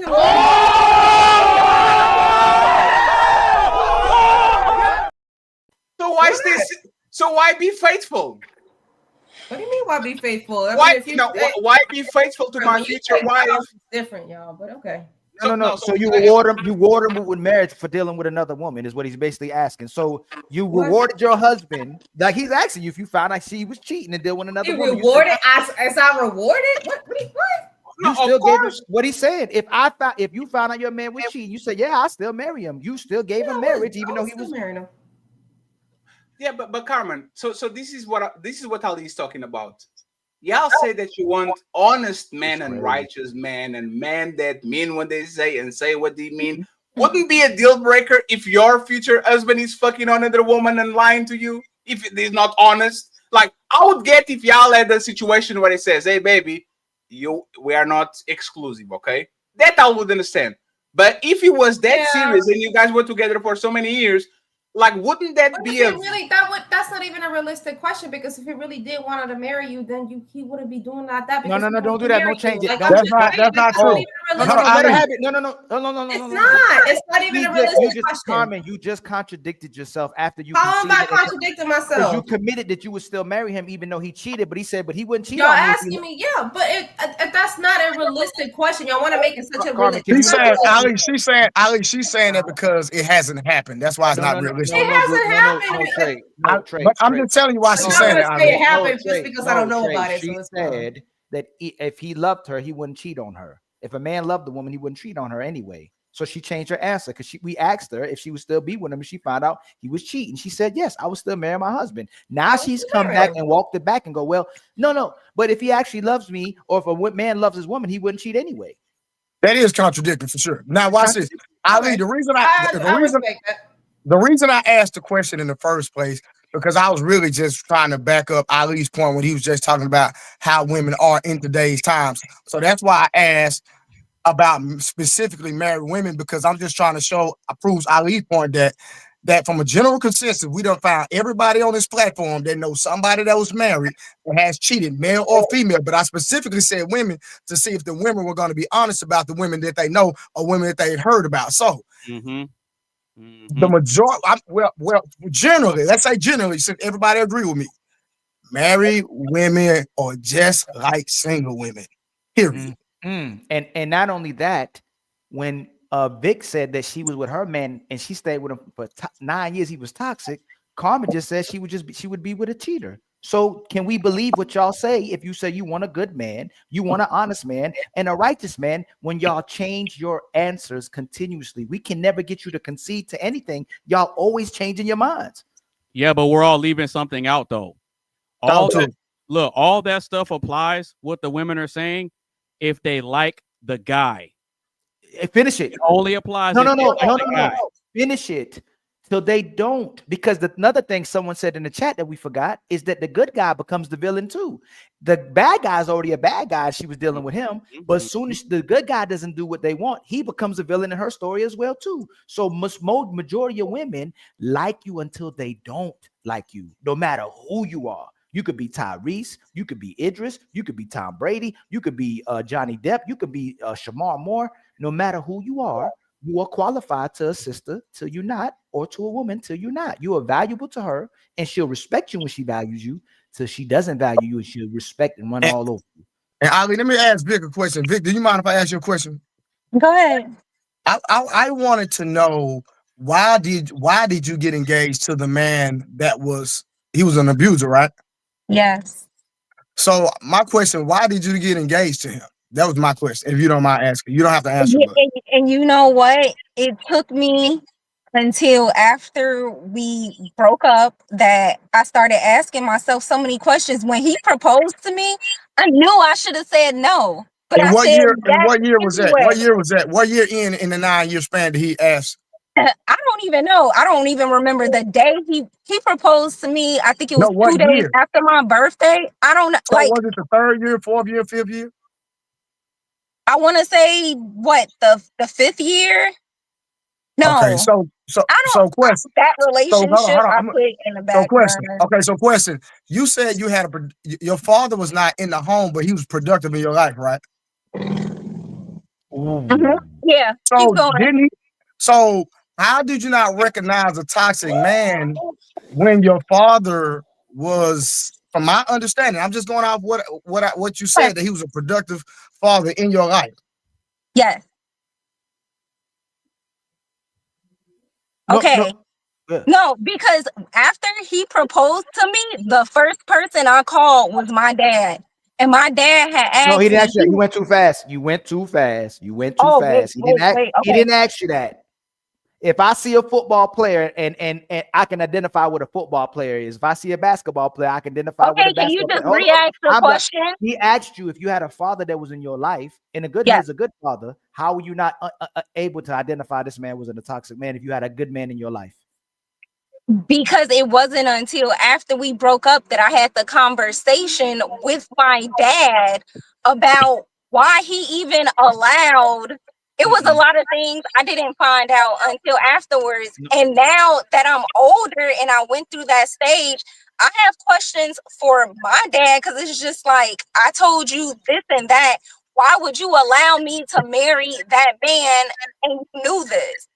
So now I got questions for my dad because when I was younger, he was present, Hold but by on. the time I was in that Hold on. He knew relationship, what did your so what did your dad know about him that was toxic? so we used to get into it a lot. I was the type of person I would call my parents and say, hey, me and him got into it. What should you do? Because my parents have been married for 25 years. So I went to them for advice. So And stop they real quick. said, Hold on, Ali. Hold on. Let me ask something, Ali. Hold on, Ali. So when the physical part came in, yes, did that's you the part. communicate to your dad about that? Yeah. I hid a lot of stuff. Oh I my hid a lot. Oh. Dom DeMarco. Yeah, but Vic, but this. How can you blame your dad when you are actively hiding shit from your dad? I can analyze. I'll trust you, right? I raise you right, like Ali and Blu-ray said. If I am a son of an NFL player, I know a football player when I see one, right? Because that's all I know is my NFL player. If I see a football player, I see him because my dad was an NFL player. I get that. When you all haven't been in that situation, Victoria. okay. Just like, I'm gonna ask you another question that he asked you. Go How ahead. can you blame your father for allowing him to let you be with a toxic man if you hid the toxic part from him? I don't know. I was just young and dumb. Like I said, I'm glad that marriage did not come to fruition. Vic, let me say something. So Ali is my friend in real life, right? So if I'm dealing with a situation that I'm confused about and I know he has experience in that field, I'm going to call him because we have a relationship. So what was the issue with calling your loving father about something that's dealing with a man that you're in a relationship with? Because that's your dad. He's supposed to be your first protector. So my question is, was he a protector? I'm not trying to be funny. I'm being real. No, and I know, like I said, I didn't figure out a lot of stuff until after all of this was over. Because even though my dad knew after the fact, he still didn't take account of. I don't even want to say accountability, No. but You're not for me answering to my be a question. baby girl and to say, your dad is Why supposed to be your didn't first line you of defense go of to protection, him? he wasn't that. Even after the fact that he knew. And my phone is on 3% right now. Oh my God. I was young and dumb, and I was too afraid to speak up on the abuse. If you all know anything about abuse, a lot of people that are abused don't just go. Damn. We got it. Like they got it. The FBI got it. LEEOSHA is going to be back in a second, and we are going to open the panel. I know what is happening with Vic, right? And every man be dealing with this type of woman. This woman will go from Bonnie and Clyde to Tekashi 6ix9ine in front of the stand. When they like you, oh my God, they will not say nothing to their friends. They will say nothing to their parents. You can be doing the most egregious things to her. Oh no, what is the? I'm picking in the Punisher. Yeah, the Punisher is going to, like, once you like the dude, you are Casey. You are going to pick the guys that are going to run through you. You are going to let him do the shit in the hotel room, and you are going to say nothing to nobody because you love them and you don't want to be embarrassed by the fact that you are going to tell your dad or your brother or your friends because they are going to do something. And if they don't do something, they are going to shame you so much that now you are even afraid to go to them because you are embarrassed that you're staying with the guy that puts their hands on you or do something bad to you. And like Ali said, as soon as a woman doesn't like you, she will paint her motherfucking hair rainbow, go to the stands, point, yeah, that he was Diddy. He did this to me, and he did this to me, and I have this tape. It's all about liking. Ali is 1,000% right. It's not about being a good man. It's not about being a bad man. It's about if this woman like you, barbed wire will taste like motherfucking cotton. It will like be the most pristine cotton in the planet, and that shit is barbed wire. If she doesn't like you, you can give her the most comfortable motherfucking pillow, and that shit, she will say that the shit is made out of brick. That's not enough. That's It's not enough. earlier. That's literally what I said earlier. What Carmen and Vic said made perfect sense as long as they like the guy. It's just like a woman that's going on the internet right now and portraying her husband a certain way. I didn't want a marriage. I didn't want kids. He tries so hard to understand me, but he doesn't understand me. We'll meet We'll meet one of us the very next day, and just because we validate her, make her feel good about what she's doing, Anonymous gets me. Fatty gets me. Ali gets me. Ali, stop. Hey, Carmen, Carmen, explain us this.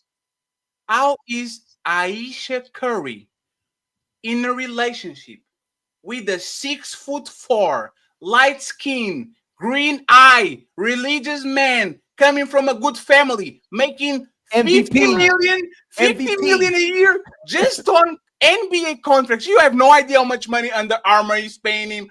This man is the 0.000001, and she has a beautiful family, beautiful kids. He supports the restaurant. She looks beautiful. And she comes to the table and she says, Steph doesn't get me. He never got me. Oh no, I mean, Aisha Curry. How is the man? How can the man? It's simple. One second. It's not your opinion. It's teachers. How can me as a man become the prize in every fucking metric? Height, money, religion, looks, everything. And how can I avoid my woman in the middle of a 15-year relationship saying, he doesn't get me? How can I avoid it? Hey, Carmen, how can the man be the prize to everybody into the entire world, but not to you?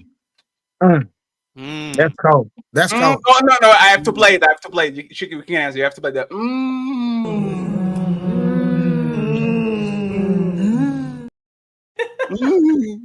I mean, I can't really answer that. Aisha Curry, if we're using her as an example, is something else. But marriage, when it comes to marriage, I do believe that men are at disadvantage, unfortunately, because it's men are the ones that have the most to lose when it comes to marriage. Women gain from marriage, women lose from marriage.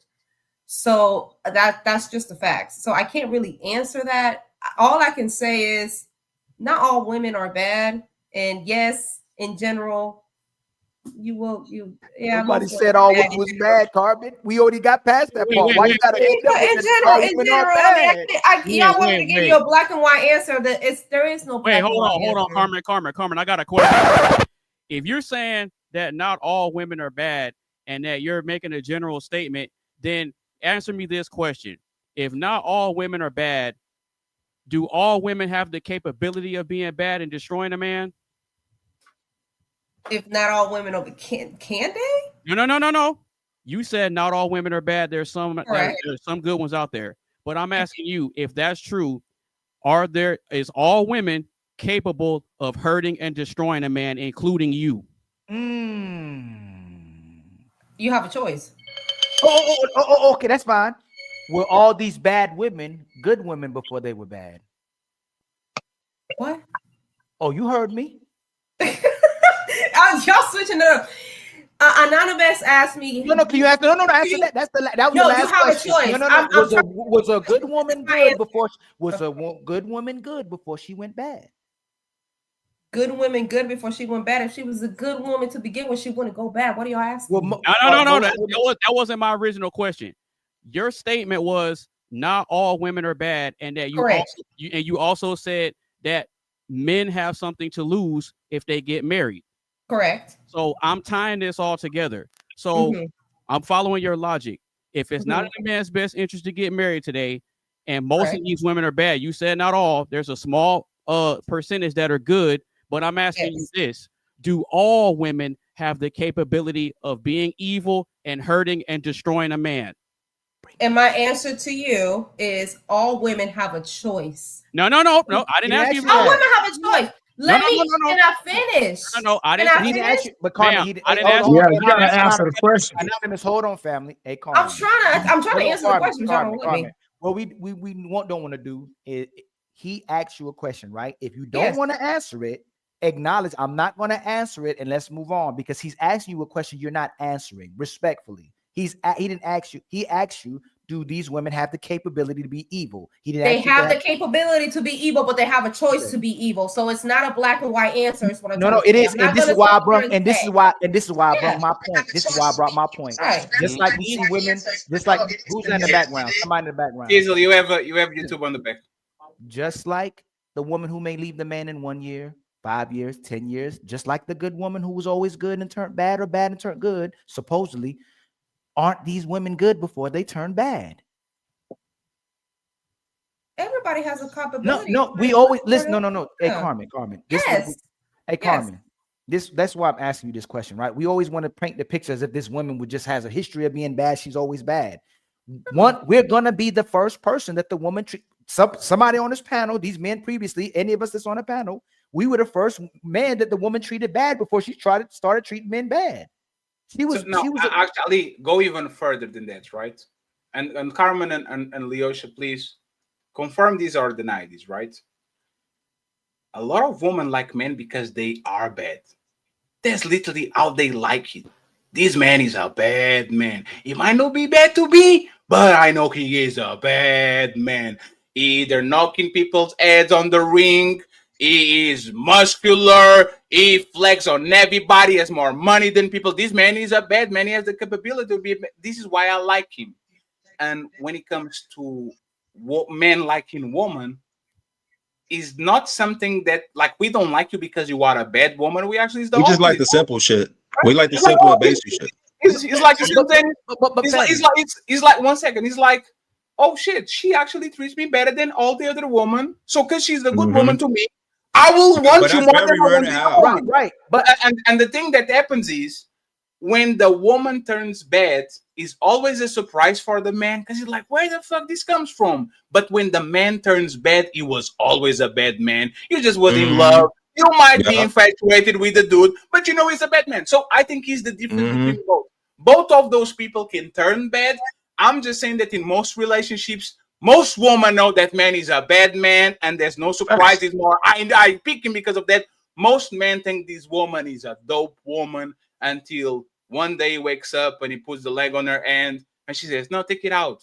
One day you get home, where is the food? I didn't feel like doing it. One day you say no, and now y'all screaming because she didn't get our way. Like it always is, not always, but for the most part, is a tremendous surprise for us when we figure out that this woman that was good to us now is bad. When women actually talk about their ex-boyfriends, is always the I hate that with a passion. It was a narcissist. So I just want to make sure that we kind of understand that men becoming bad, for the most part, is not the bug, is the feature. This is why you like him. Like, if it wasn't bad, it would be just on the same basket as all those motherfucking dummies that are so nice to you that you're like, oh, why is nice to me? I don't deserve this. Why are you waking up me with super cash apps and try to flirt with me and try to take me places and like, I don't deserve it. Like, why are you trying to do this to me? I believe, once again, if woman will be honest, the man of their life is not a good guy. I believe that if man was talking about woman, the woman of their life was actually a good woman to them. Meaning, I believe that most men marry the woman of their life. I believe that, I'll repeat it, I believe that most men marry the woman of their life. I believe most women don't marry the man of their life. They might marry fatty, but in the back of their head, they wish they could marry Blu-ray in 2018 when the motherfucker was balling.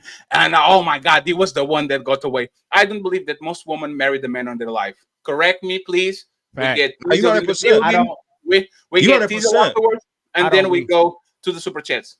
Let's get their vote if they agree or not, and then we get Ali teaser, and then we go to the super chats. Do most women marry the man of their life? No. Oh, I'm ready to go to the next topic. That's no. Damn. Carmen. No. Damn. Carmen. Do most women marry the man of their life? No. Damn. Ali, why do you disagree? No, so the core of it, I disagree. So in all of this, they can never acknowledge they're not a good woman. I do off the branch off. If they didn't get the man, they already met their husband. They couldn't keep their husband, right? I agree with that part. What I'm saying is, like, they're never a bad woman. And that's why in today's time, past the cooking, past the submission, past the low body count, it's a woman who's accountable and a righteous woman that's always mattered. I think my issue hold on, is Carmen. Hold on. I think my issue is No, hold on, Carmen. It's a woman. Let him cook. Let him cook. It's wrong. It's a woman who can identify right from wrong, not when she see, oh, I didn't know that was bad. Oh, I didn't know he was bad, because you can identify that every other time whether he was bad or whether you were good or bad. Y'all will never say you're bad, and you will never say another woman is bad. You'll always say we were bad originally, or we were good and turned bad. Y'all are never bad. So the truth, they don't say that because they hate the truth. That's not true. That's not true. Huh? That's Hold not on real true. quick. You flip flopping again. So hold on. I'm not flip flopping. Y'all just want to make. Now that you I'm said that's not true. Hold on. flip-flopping. Now that black you and said white. that's not It's that. Now that you black said and that's white. not. Now that you said that's not true. Can I explain why it's hold not on. true? You admitted that most women are not marriageable. So Yes. most women like, so right now you just said that's not the truth to what he said was the truth. Do most women like the truth? I say that's not the truth of what you're saying. I'm answering to you like most women. It's not everything is black and white. Not everybody can be all good.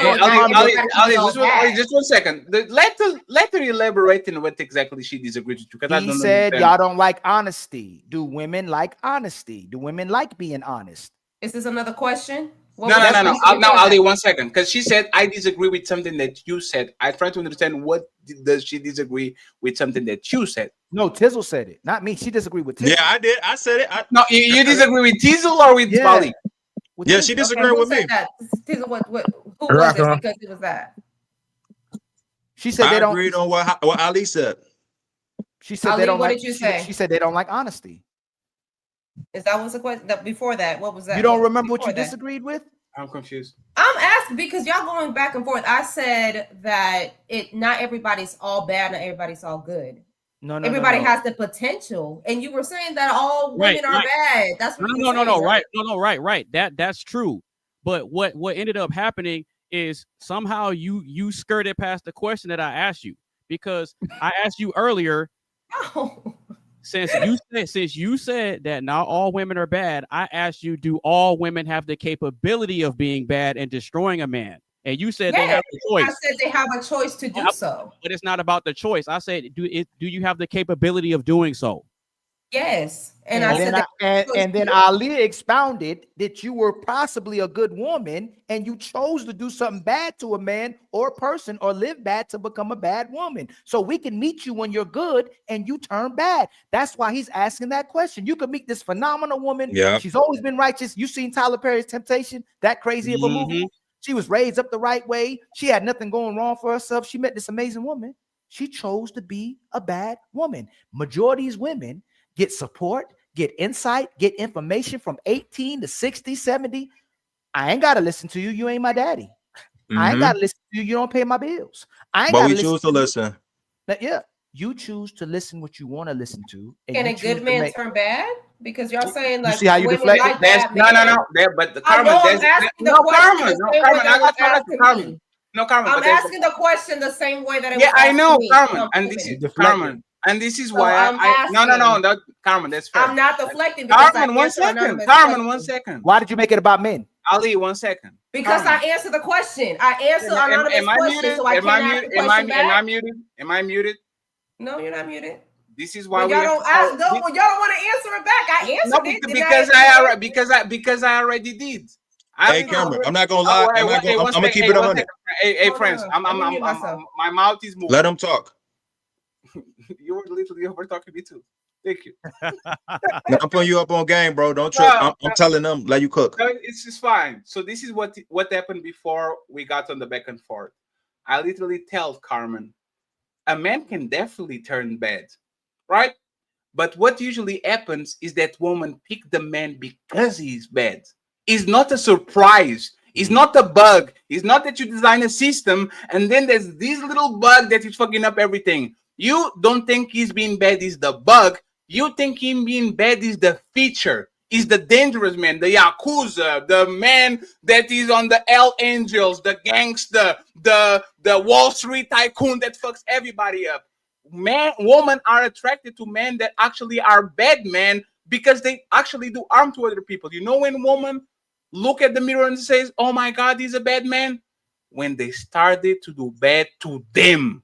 You know that man is a bad man. You know, you see it. You see this man is a bad man. You just like him because he's not doing bad to you. Lots of women do, but okay. Yeah, but Carmen, so my point is, a man can definitely turn bad, but it's not a surprise for most women because they actually gravitate towards the bad man. They don't gravitate towards the good man. The good man is the insurance plan, is the, oh my God, I'm drowning, somebody save me. I have a lot of bills. I have kids. I have 33, save me. The bad man is the man that you are dating when you're on the prime of your life. You can deny it, but most women don't have positive opinions about their ex for a reason. Okay? Toxic women, but okay. Hey, Fatty, I'll do you toxic one women, better. I'm answering the question. I'm answering everybody's question. So Hey, toxic. look, real quick. Fatty, I'll do you one better. A lot of these women, they'll spend a lot of their good years trying to nurture and fix the bad boy, which is why they ignore the good guy, right? Because they spend so much time trying to nurture and fix the bad boy that once they get done getting their head knocked in enough, then you want to go to the good guy and let the good guy fix all the broken pieces that the bad boy got in the first place. No. There you go. That's what we've been thinking for this long till we mature. They want to mold this man to be the type of man they want that they can control. Soon as the man, they're not trying to love him and support him, family. They trying to get him to the place where they can get that man to emotionally commit. Now they got control of him and they want him to do their bidding. We give women endless grace to go, oh, she was trying to deal with them. Like, you know how many times we ask these women, hey, would you rather be with a guy that makes 100% or 50-50? And then they go, I ain't about to be with no man that make 100%. But then when we catch him in the corner, they go, oh, well, I'd rather be with a man I can build with. I don't want a man who already has it all together, because the guy who has it all together is more in control than the man who doesn't have it all together. They want to mold him and build him to somebody they can control. As soon as they can't control him, they'll go, well, I built him up and then he cheated on me. He already knew who you was when you was building with him. That's why he cheated on you. But another thing is, Carmen says she stayed with him when she cheated on him. So why you don't still stay with the man that you knew was capable of cheating? You accept the man that you love, that you say you loyal to, or you're loyal to yourself and you want to keep being with men that change for you. But the problem is, even if you get the man to change for you, you still don't like him and you lose respect soon as you get him to change for you. Where if the society, if women actually did what men did, we give you love, we give you our money. If you pay for a man haircut, if you pay for a man's shoes, if you pay for his clothes, if you help support him, invest in his dreams and who he is as a person, he'll stay with you for life. I ain't gonna say he may not step out. He may be as loyal as his options, but if women love men the way men love women, we'd be in mostly relationships. Women don't give their money to a man and they don't give their love to a man. Man will give you love and he'll give you his money, and it's still not good enough. Hey, friend, I have to go. It's time for some super chats.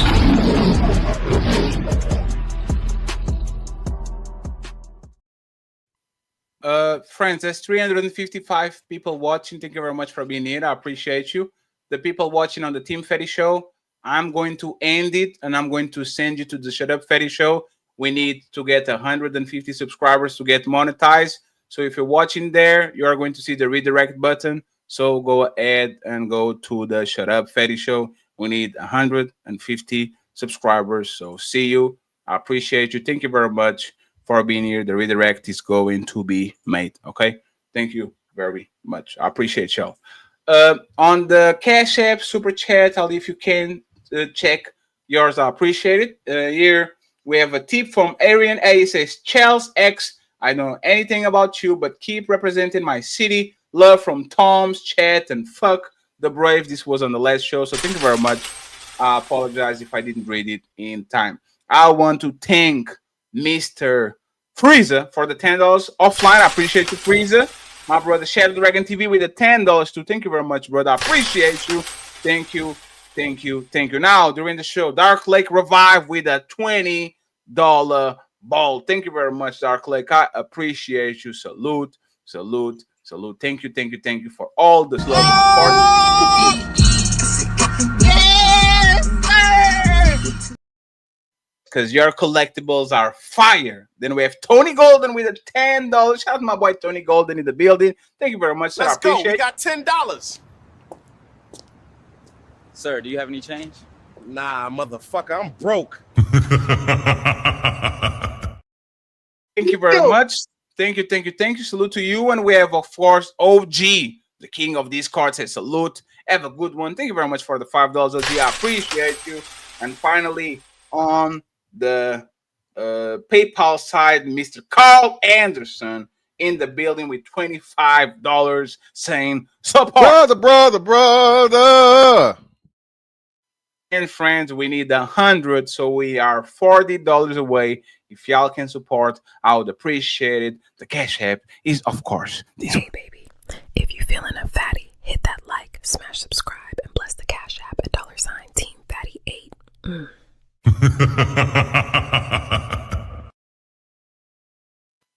On the monetized side, we have Peach Easy with $10. He says, just because they showing skin doesn't mean they are 3 or 4. Golly, I don't think it has ever been harder for a father to teach his sons from being bamboozled by a 3 or 4. Man, that was arch. Team Petty, proving that his channel is still monetized with 5 untouchable memberships. And he gifted another 5 memberships. Friends, we went from 700 memberships to 0. Whoa. How the fuck that's possible? Now we are going to get it again. We had to delete all the videos, but we are still monetized and we're still up. Let's monetize this channel too so we can get back on our IRs. I appreciate you, Petty, for gifting donations to the channel that has no members now. Just my 4 cents, $5. He says the real problem is their body count is with men all in the same community. Everywhere the new boyfriend take her, an old flame is there. She's not special. Thank you very much. This is my 4 cents. He comes back and says, Redbone in the hood. Yeah, okay. Random. We have just my 4 cents back again saying there's no different levels to cheating. A man might step out just for sexual gratification and not for championship. Not the same as a membership relation. We have Carl with a untouchable membership. Untouchable Empire, baby. And Carl comes back with another untouchable membership. Untouchable Empire, baby. Please make sure you share. I don't know if he knows his new emoji as well too. Please go share Carl's emoji as well too. He has a new emoji for being a consistent donator for the Untouchables as well too. Let's go. Carl is sponsor of the show. Thank you very much, Carl. I appreciate you. Ali needs 13 members and I need $40 in the Cash App for us to get all the goals. We are rebuilding slowly but surely. 300 and something people is pretty good. We're going to keep grinding to get exactly where we were. So friends, let's go to the main event. Once again, thank you very much to all the guests for pulling up. I appreciate y'all. But now let's end. It's time to do. Damn, LEEOSHA, what's happened? What's happening there? Damn, that's crazy. You're trying to pull a Mr. Fantastic.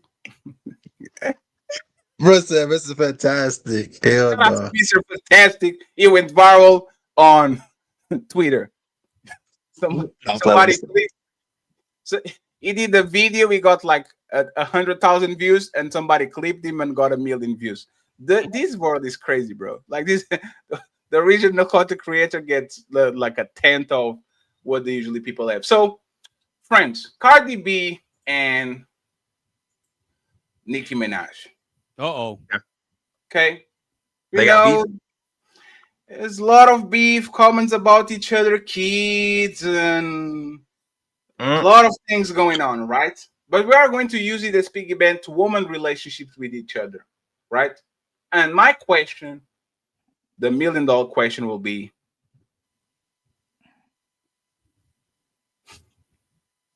are women secretly harder on each other than men are on them? Are women secretly harder on each other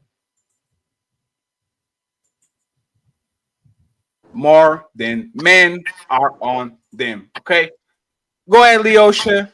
Carmen next, and then we go. It's time to do. Yes, they are. There's no secret to it. They are harder on each other. I feel as if we, as women, we expect each other to do certain things, but everybody's morals are not the same, right? Because our upbringings aren't the same. And even if our even Ali brought up the Temptation. What movie you say, Tyler Perry? Temptations. I think it's called Yeah, Temptations. the Temptations. When she was brought up right, but she still wanted to do wrong, right? Your morals and your values change depending on who you are and what you want to be in life. All that girls shit, I don't really fuck with, because girls really be hating on each other and they want to get around each other for the how it looks. So yeah, they be hating that, and there's no secret to it. Yeah, but is the sisterhood fake? Is a what fake? The sisterhood. Damn, that hurt to say, didn't it? Sometimes depending There's an on where age. you at and who you are, yes, the sisterhood is fake. Yes, for sure. Let's go for majority. Is majority of things that we deem as a sisterhood fake? Yes. Do you agree, Carmen? Yes, I agree. I think women are harder on each other than they are men. I think that's been proven. Women, as example, women, if you having a girls' night, you go on a brunch, you see women from the bottom, they all go all out. I'm 10 out of 10 because they're going out with other women, because secretly women are in competition with each other. Who gets the most attention? Who gets the better man? Who gets the better? That's just normal. So yes, I agree with LEEOSHA that sisterhood is fake.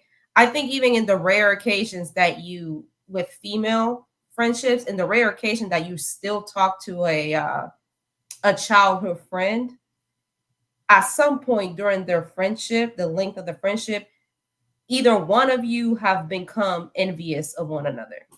And I think women are in constant competition with each other.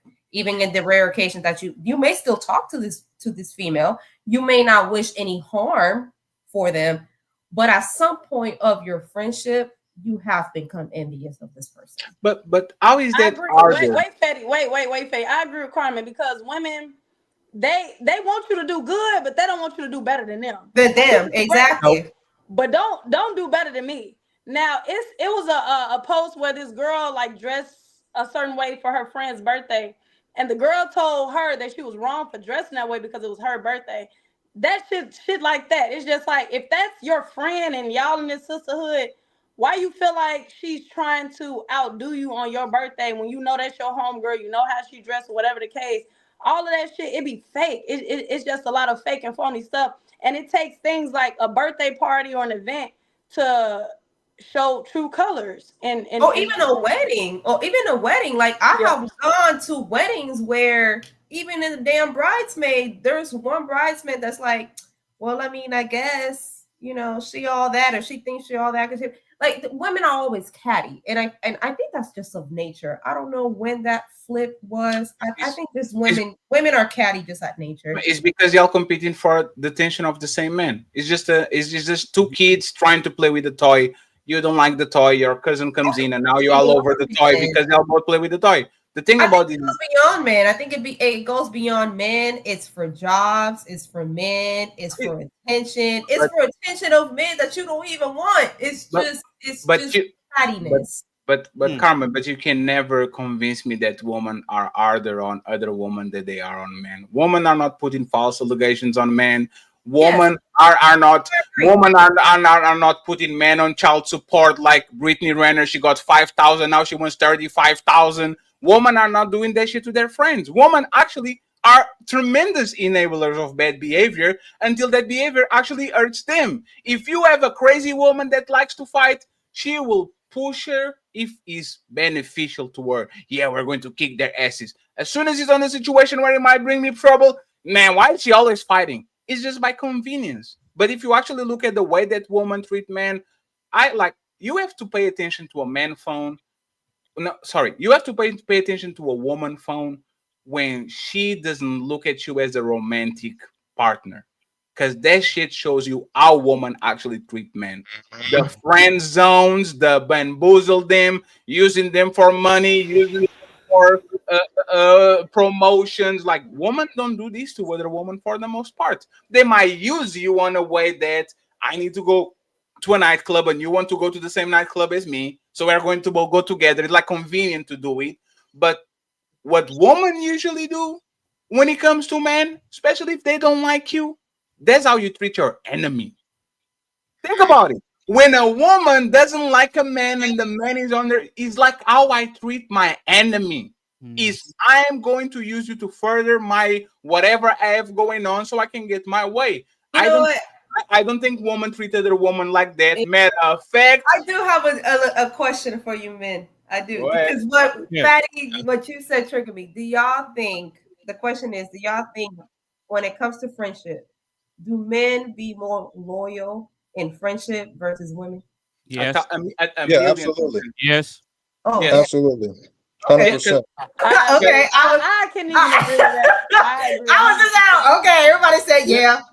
So You know men why? make better loyal friends. No, than you know why men are more loyal? Because even Yes. women know that. Even women, when women are going through some shit, they know they can call their male friend, and there's going to be some tools, there's going to be some money, there's going to be some I'll help you move, there's going to be don't worry, baby. Like woman, if like this is why women actually prefer male friends, is because we're more useful. We just more now go and try to go through some shit with the woman. I will say this so y'all can understand, and then I'll leave it alone. Go watch the Smashing Machine. I'm not going to spoil it. I'm just going to say this, right? A woman will make the worst moment in your life about her. I know what you're A talking about. woman, like, I will say this. Hey, please, hey, don't listen to the like. He's a little bit of a spoiler, but he's not like, because the movie. This is on the trailer, right? This is literally on the trailer. If you are going to watch it and you want to hear it, you have 10 seconds to just leave it, then come back in like 30 seconds. 10, 9, 8, 7, 6, 5, 4, 3, 2, 1. Spoiler There's a alert. part in the movie, like the this is a true story about a wrestler that is hooked on opioids, right? He's hooked on opioids. And there's a part on the movie where this guy is winning and he's very popular and all that shit, and he's trying to get rid of the opioids because he's afraid that he's going to die. And what this woman say to her friend is this: he is healed, he is good, but I miss when he was dependent on me. Now that he's not on drugs, he is fine, he is okay. So when he was on drugs, I wish he was clean, and now that he's clean, I wish he was dependent on me. This is what women do to men. Even when men are going to the most egregious and negative phases, my dad died, I'm depressed, I can't get up. Women are going to find a way to say, what about my feelings? Why you're not the man that I chose? Why me? Why am I not included? If you look at how women do other women crave the fact that they actually can nurture them to wealth. When you see a woman hurting and you are her friend, women are going to be caring, are going to try to take her out, are going to try to make her laugh, are going to try to do all of these things. But when it comes to a man, you are going to have that shit on a very short period. If you don't go back to the man that you were, she's going to start to actually pout about the fact that you are not the man that she chose, because it's not about you being depressed. It's not about your mama dying. It's not about the fact that you are on drugs and you are struggling. It's about her and how she feels, because you don't include her enough, because you don't give into her. And this is what I'm saying. You will never convince me that women treat their friends, female friends, the way they treat men, because female friends at least get the benefit and the good parts of being with a woman. Other than having sex, we usually don't get all that. And this is my opinion. Please correct me if I'm wrong. Hey, but Fatty, watch this though. Everything that you just outlined, it proves that women are a lot more narcissistic than men are. Because think about this. If you have somewhat of a support system around you as a woman, it puts you in this position to where no matter what happens to you, somebody's going to always be there to pat you on the back and lift you up. It doesn't matter if you were the antagonizer or you're just an innocent victim in a situation. A lot of what happens to women nowadays is self-inflicted, but the fact that they have so many people around them that aren't honest with them, it keeps them in this perpetual victim cycle. So then it fuels their narcissistic tendencies. So then when they're out here dealing with men, it goes back to what Ali and you were saying about the guys not knowing which women are good or not. This is exactly why I was asking Carmen earlier, do all women have the capability of being evil and hurting and destroying a man? For that very reason. Everything that Fatty just outlined ties into the point in the question that I asked Carmen earlier, and I'll end it right there. And I just want to say something real quick before you got it. Women are not quick to cut other women off. There might be years of resentment, tension. It piles up. You see what I'm saying? When women are done with women, they are done for good. There's no fighting. There's no, women usually don't go back to their best friend after they feel that they were betrayed or something like that. Men fight each other and then are playing basketball next week. But the thing is, if you think woman cut woman quickly, you as a friend start tell no to that girlfriend that you think is your friend, who you are going to be cut with the, oh my God, he's going to be so a man that doesn't do what the, I'm not talking about your man that you fucking, that you have feelings for. I'm talking about a male friend.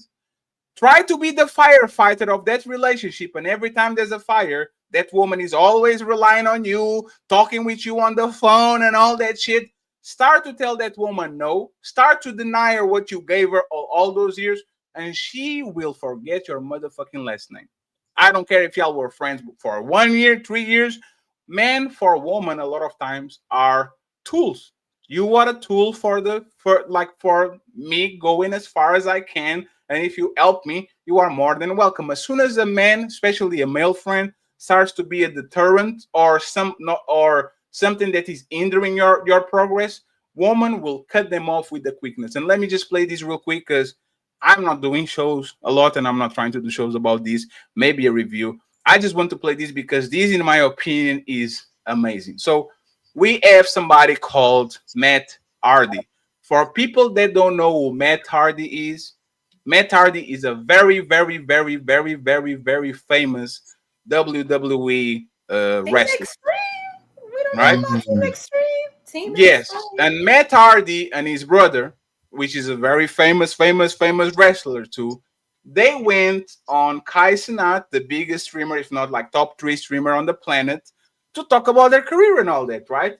And Kai Cenat asks Matt Hardy, I think Matt Hardy talks about his wife saying, oh, my wife does some little streaming, all that. Yeah, she does a little streaming on that. And by the time that they're done, he asked, he mentioned that several times, and then they pin her channel to the chat, right? But for whatever reason, she didn't see it, right?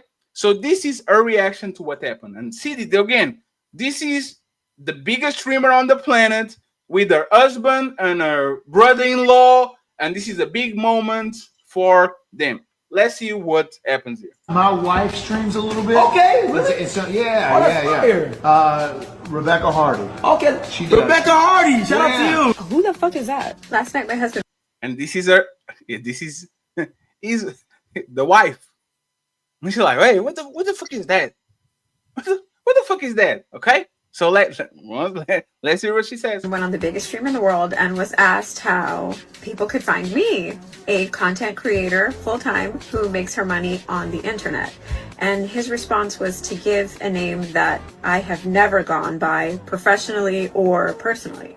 Am I the asshole? I've had a lot of secret haters in my life, but for some reason this one hurt the most, given how I have gone out of my way to promote this man and his brand. Matt Hardy. Matt Hardy, this woman, again, she married Matt Hardy. No promotion, no nothing. You know, motherfucker is WWE Hall of Famer, ECW, TNA. You know this motherfucker is.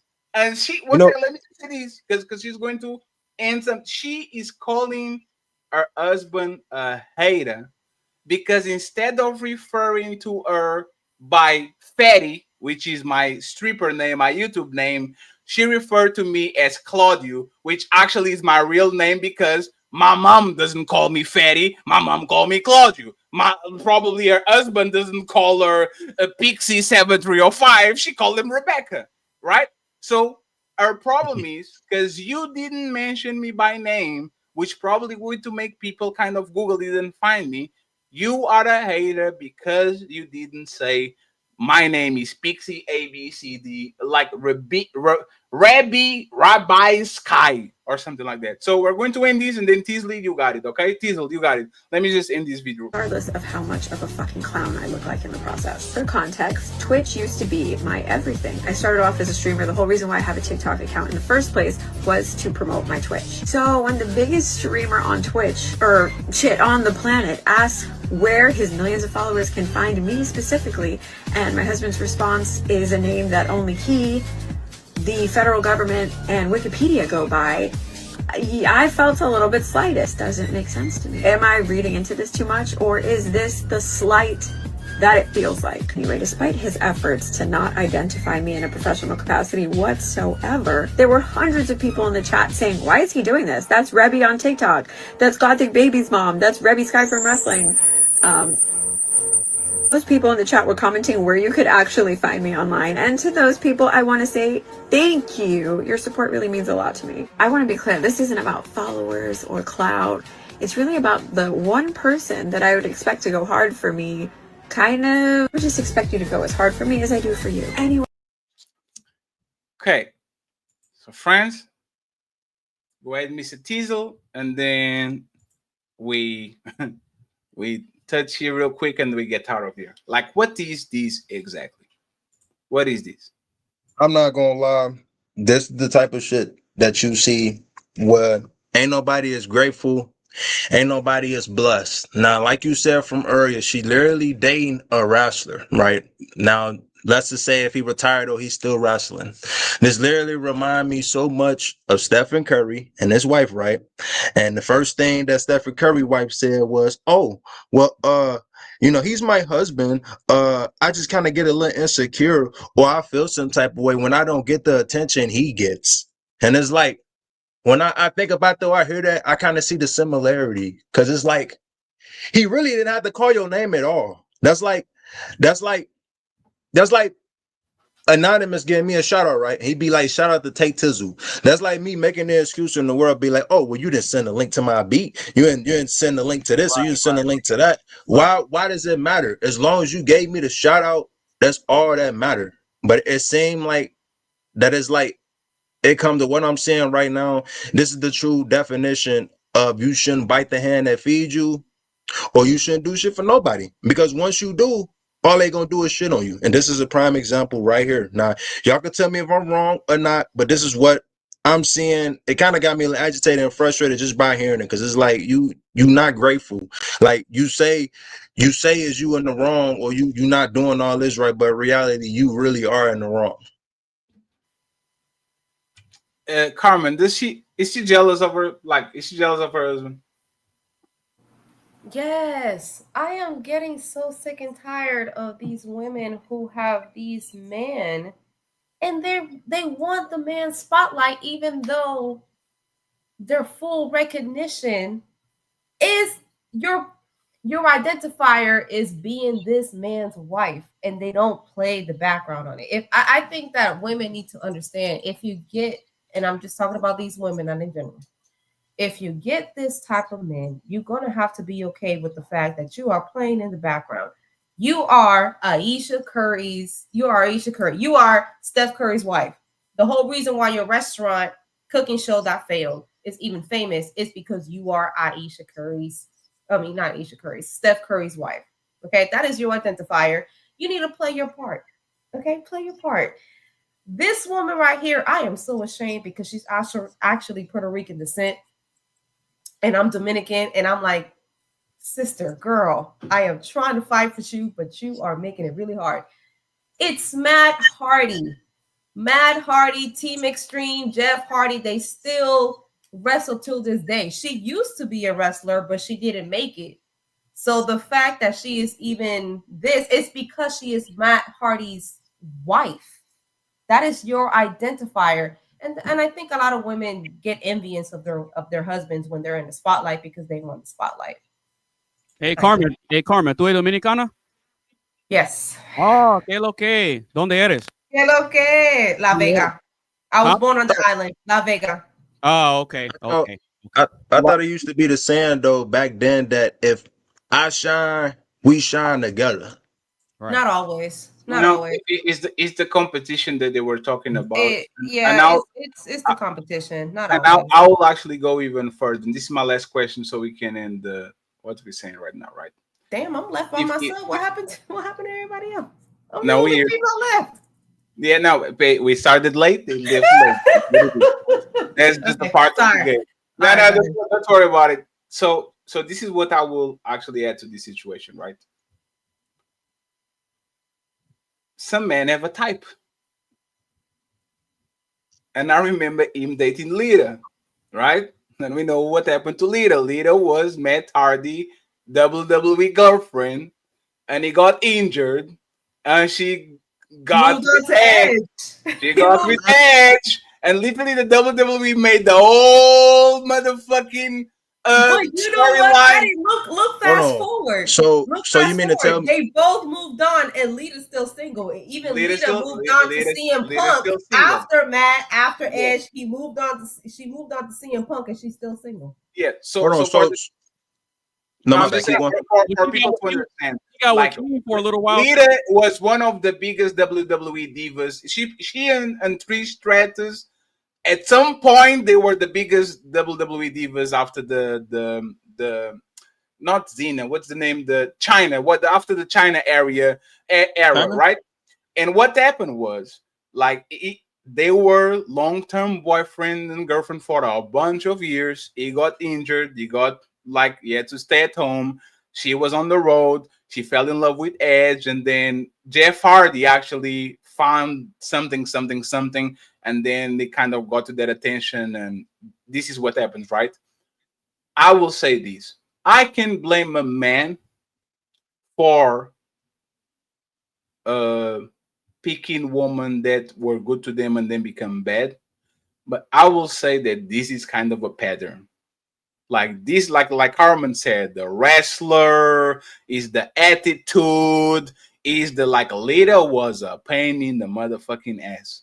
And I think a man should actually learn from his mistakes. Most men, in my opinion, fall in love with women for the wrong reasons. Yeah. And the fact that this is happening, and this is not the first time, because then I went on Twitter to try to understand what's going on with these two, and this is not the first time where she like shames him in public and say some shit that she shouldn't say and all that. So my question to finish the show is, when it comes to, for example, Matt Hardy, and when it comes to Stephen Curry, and Steph, I'll give him the benefit of the doubt because he was married hyper young with a high school sweetheart and all that. What type of accountability and responsibility do we put on them? Right? If we're going to be honest, since we're trying to hold women accountable, what type of responsibility do we put on the man, especially Matt Hardy and at some point Stephen Curry, for actually picking women that show their ass like this and they don't get no consequences because sounds like they're still together, living in the same house, sharing the same plates. Like, how much responsibility do you put on them even though they weren't the one that were doing shady shit? We're going by percentages or just in general?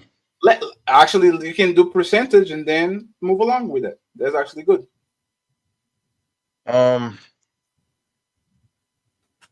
You know what? That's a good ass question. I'm not gonna lie.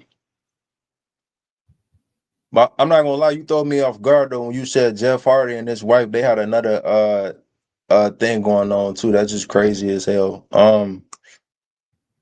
I take it as like, I feel like it's easy said than done. Like they should know what they sign up for, but like I said, it's easy to say that than rather being done when you famous and you got the popularity like that and you got people looking at you like,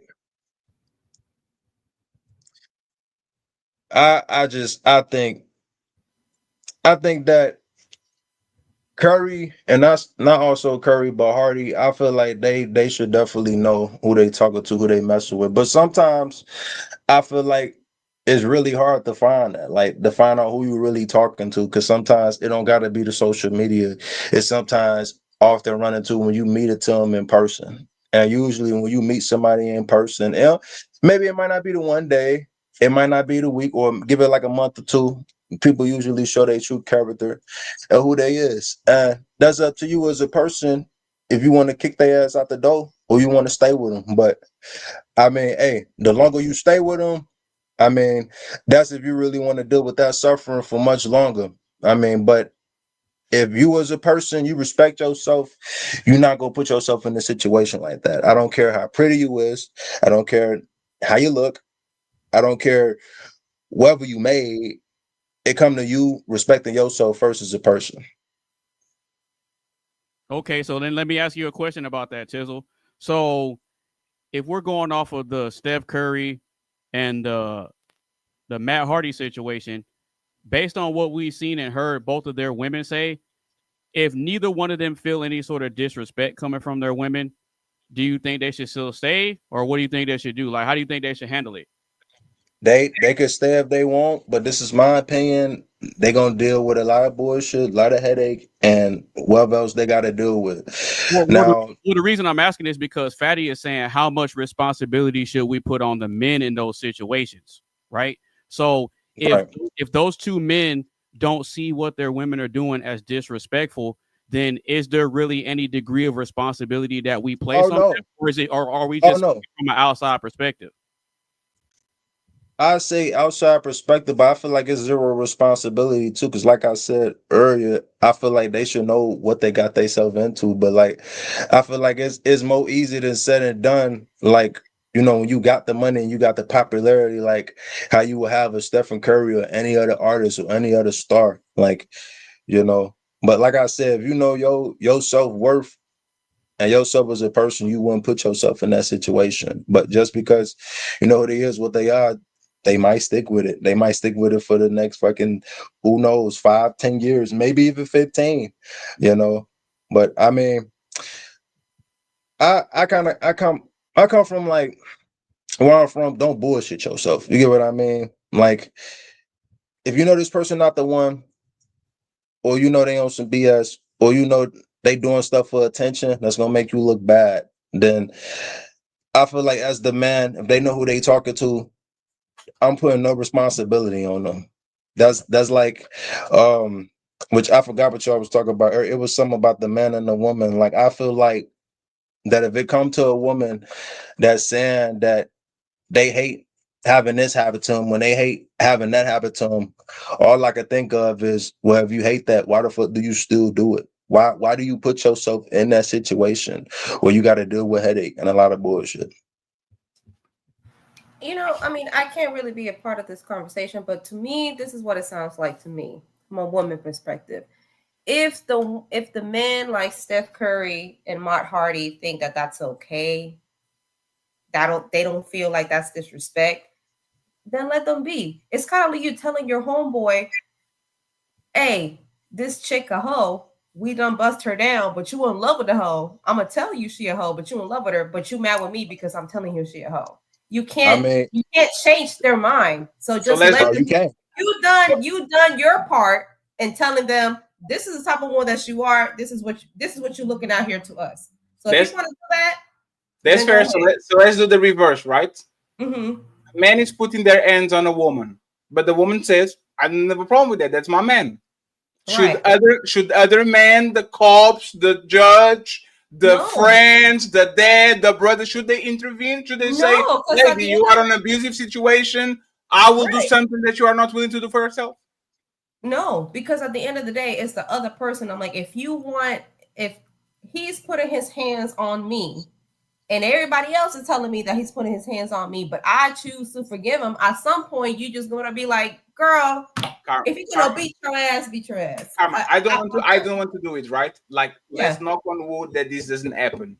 In 15 years, your daughter comes to you and says, "Mom, my boyfriend puts their hands on me every time we fight, but it's okay because I'm okay with it. I love him too much. Are you going to talk with him and going to the cops, or are you going to say, it's my daughter, she doesn't see no problem with it, so if he puts her hands on her, it is what it is. I already talked with her, she doesn't want to leave. So are you going to do something about it? Are you going to tell your husband to do something about it? Are you going to tell the cop to do something about it? Or are you going to let her be to her own demise because she chose to be in an abusive relationship? No, I think I will do my part as a parent. Man, I don't have kids, but I would want to be a part. I'm like, this is not love. This is what it is. But you So what have would to you be do? the one. You have to be the one to make that choice. No, I know. No, Yeah. but what would you? What What would would I you do? I would Yeah. not go to the cops. I will go up. I will ask my husband. I'm like, listen, this is what is going Shit. on, and let's have a conversation. Hey, But look. No, 1 second. 1 second. You sit everybody on the table seated. Y'all have the conversation. She says, I know, mom. Da da da da da.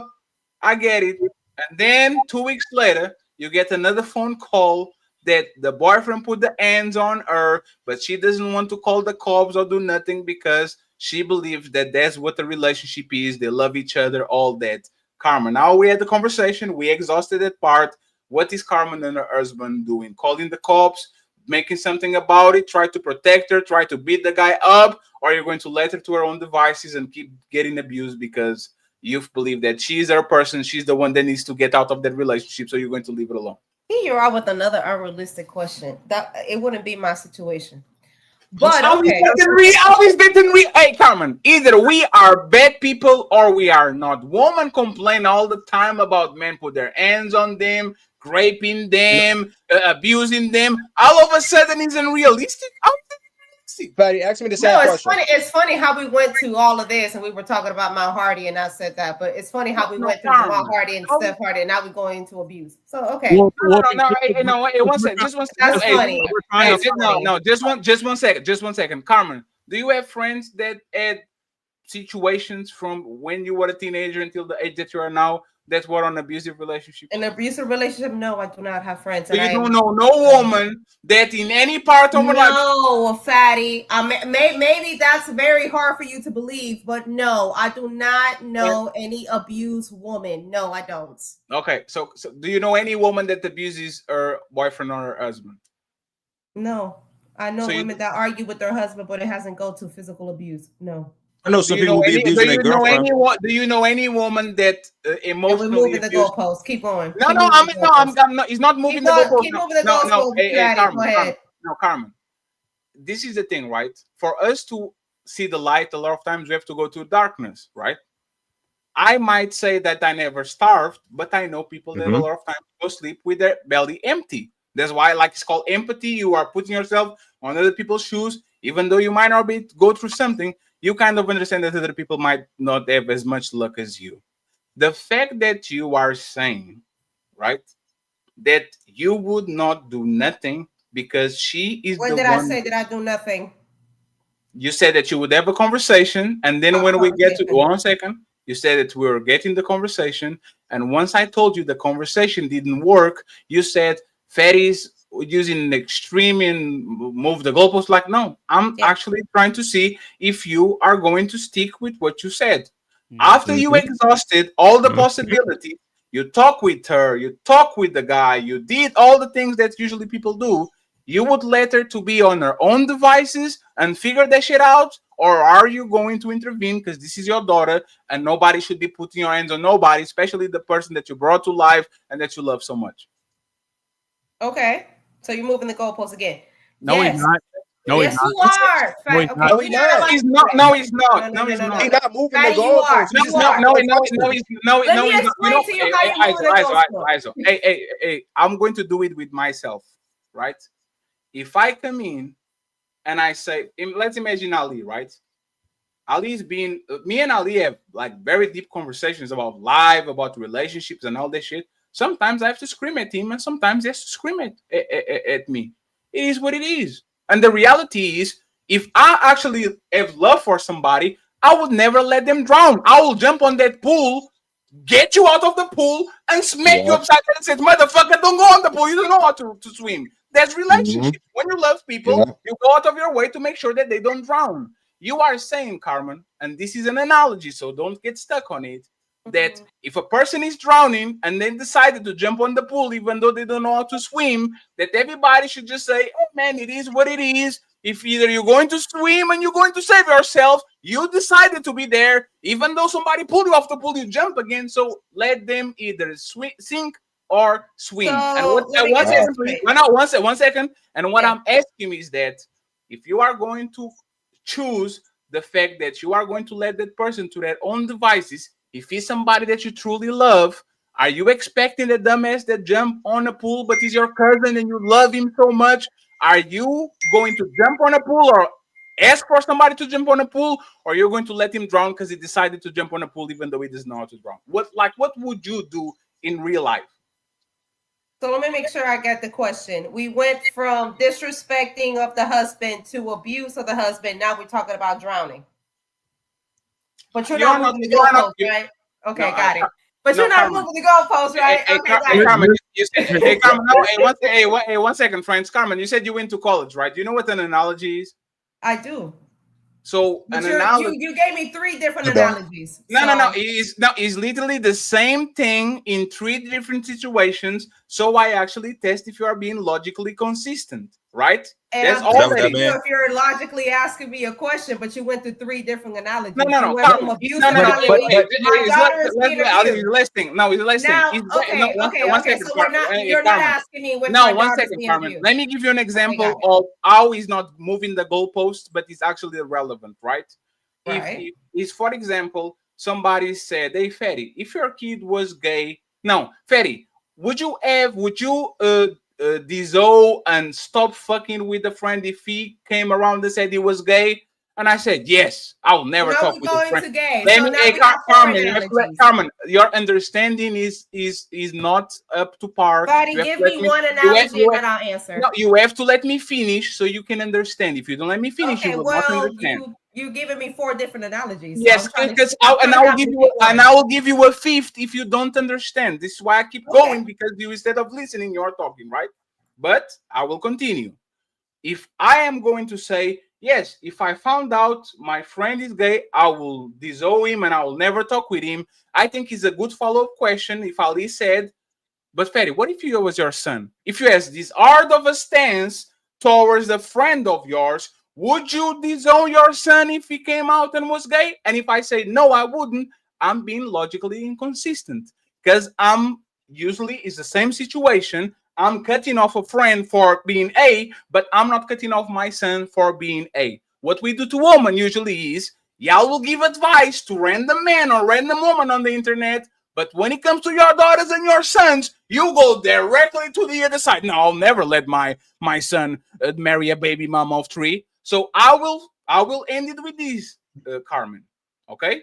Your point, not mine, is that we need to let these people to their own devices to figure out if they want to be on these relationships or not. You might talk with them, but if they want to stay there, they can stay there. So I'm going to use it another analogy, the last one, to figure out if you intervene in shit or not. Your son is amazing. He became a doctor. You invested money in him. You treat him well. He's a respectful dude. He is the man. He comes home with his woman, and his woman is a baby mama of 3. He has 3 baby daddies, 3 kids, 3 baby daddies.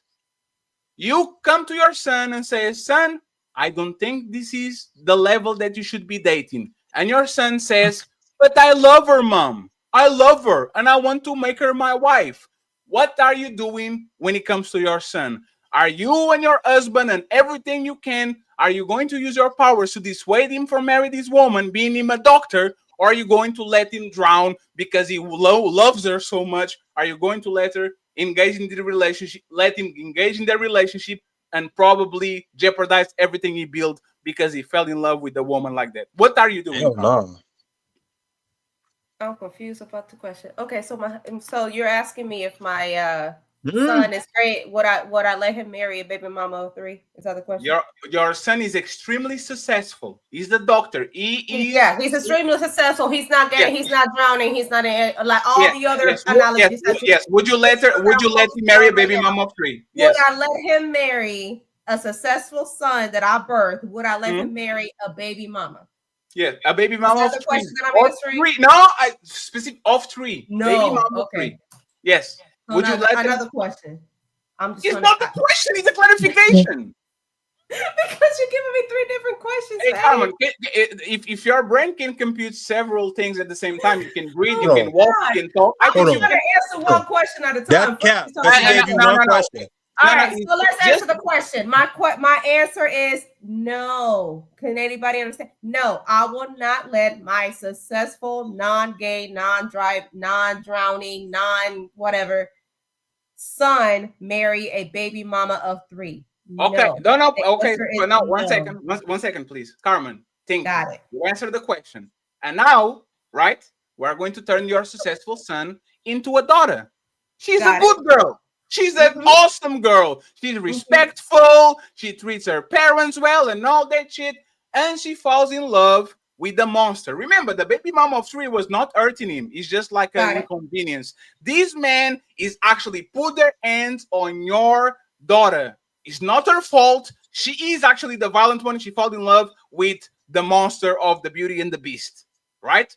Are you doing the same thing that you did for your son and prohibit her, take her away, make sure that she never deals with that man again, or you're going to leave her to her own devices because she chose him, so you're going to let her do what she needs to do? What are you doing? I will tell her no, the same way that I would tell my son no to the baby mama. If